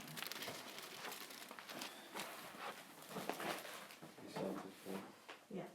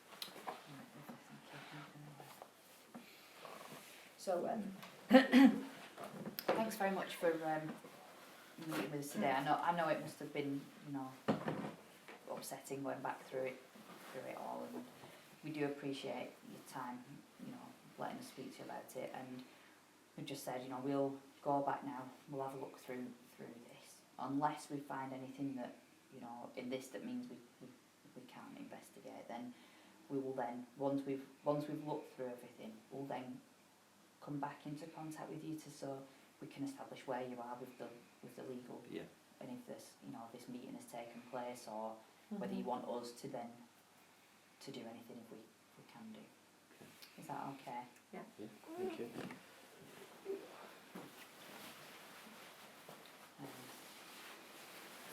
Do you want us to copy this and return it to you? Or do you want us to copy this and return it to you? What's that? The folder. Do you need it back, or are you? The documents. Do you? I've copied them for you, so Sure. Okay with that then. Copies as well. yeah, Yeah. copied. Okay, right then. No, I did it because I wanted. you to Oh, have yeah, it, no, I so- just didn't know whether if you needed them again, say if Yeah. you've copied them all once, then if you want them, if if you want them back, we can obviously photocopy them and send them No, back. no. Okay, right, well thank you very much. for Okay. speaking Okay, to us. thanks. Thanks nice very meeting you. much. Thank you. Thanks. Thanks very much. If you need to send anything to us, You've got my then email address. email Mark. I think my phone number's on there if you need to ring me, so. Yeah, I forgot, what was your name, sorry? My name's Rachel Russell. Rachel Russell. Yeah. Do you want to? It's Mark O'Hare, isn't it? Just hair. Just Mark O'Hare? Yeah. Okay.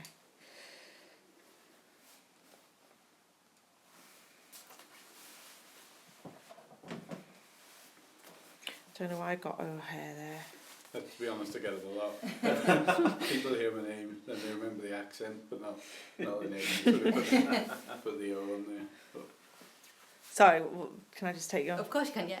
Rachel Russell. Rachel Russell. Okay, so what's your positions then in the Ombudsman? So I'm, just recently changed, so I'm head of customer contact.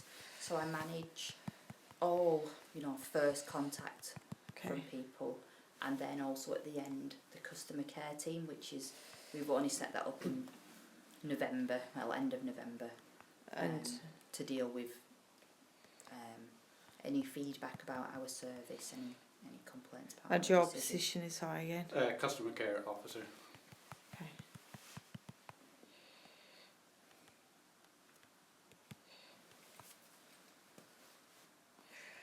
Right, okay. Okay, Great. thanks very much. Thank you very much.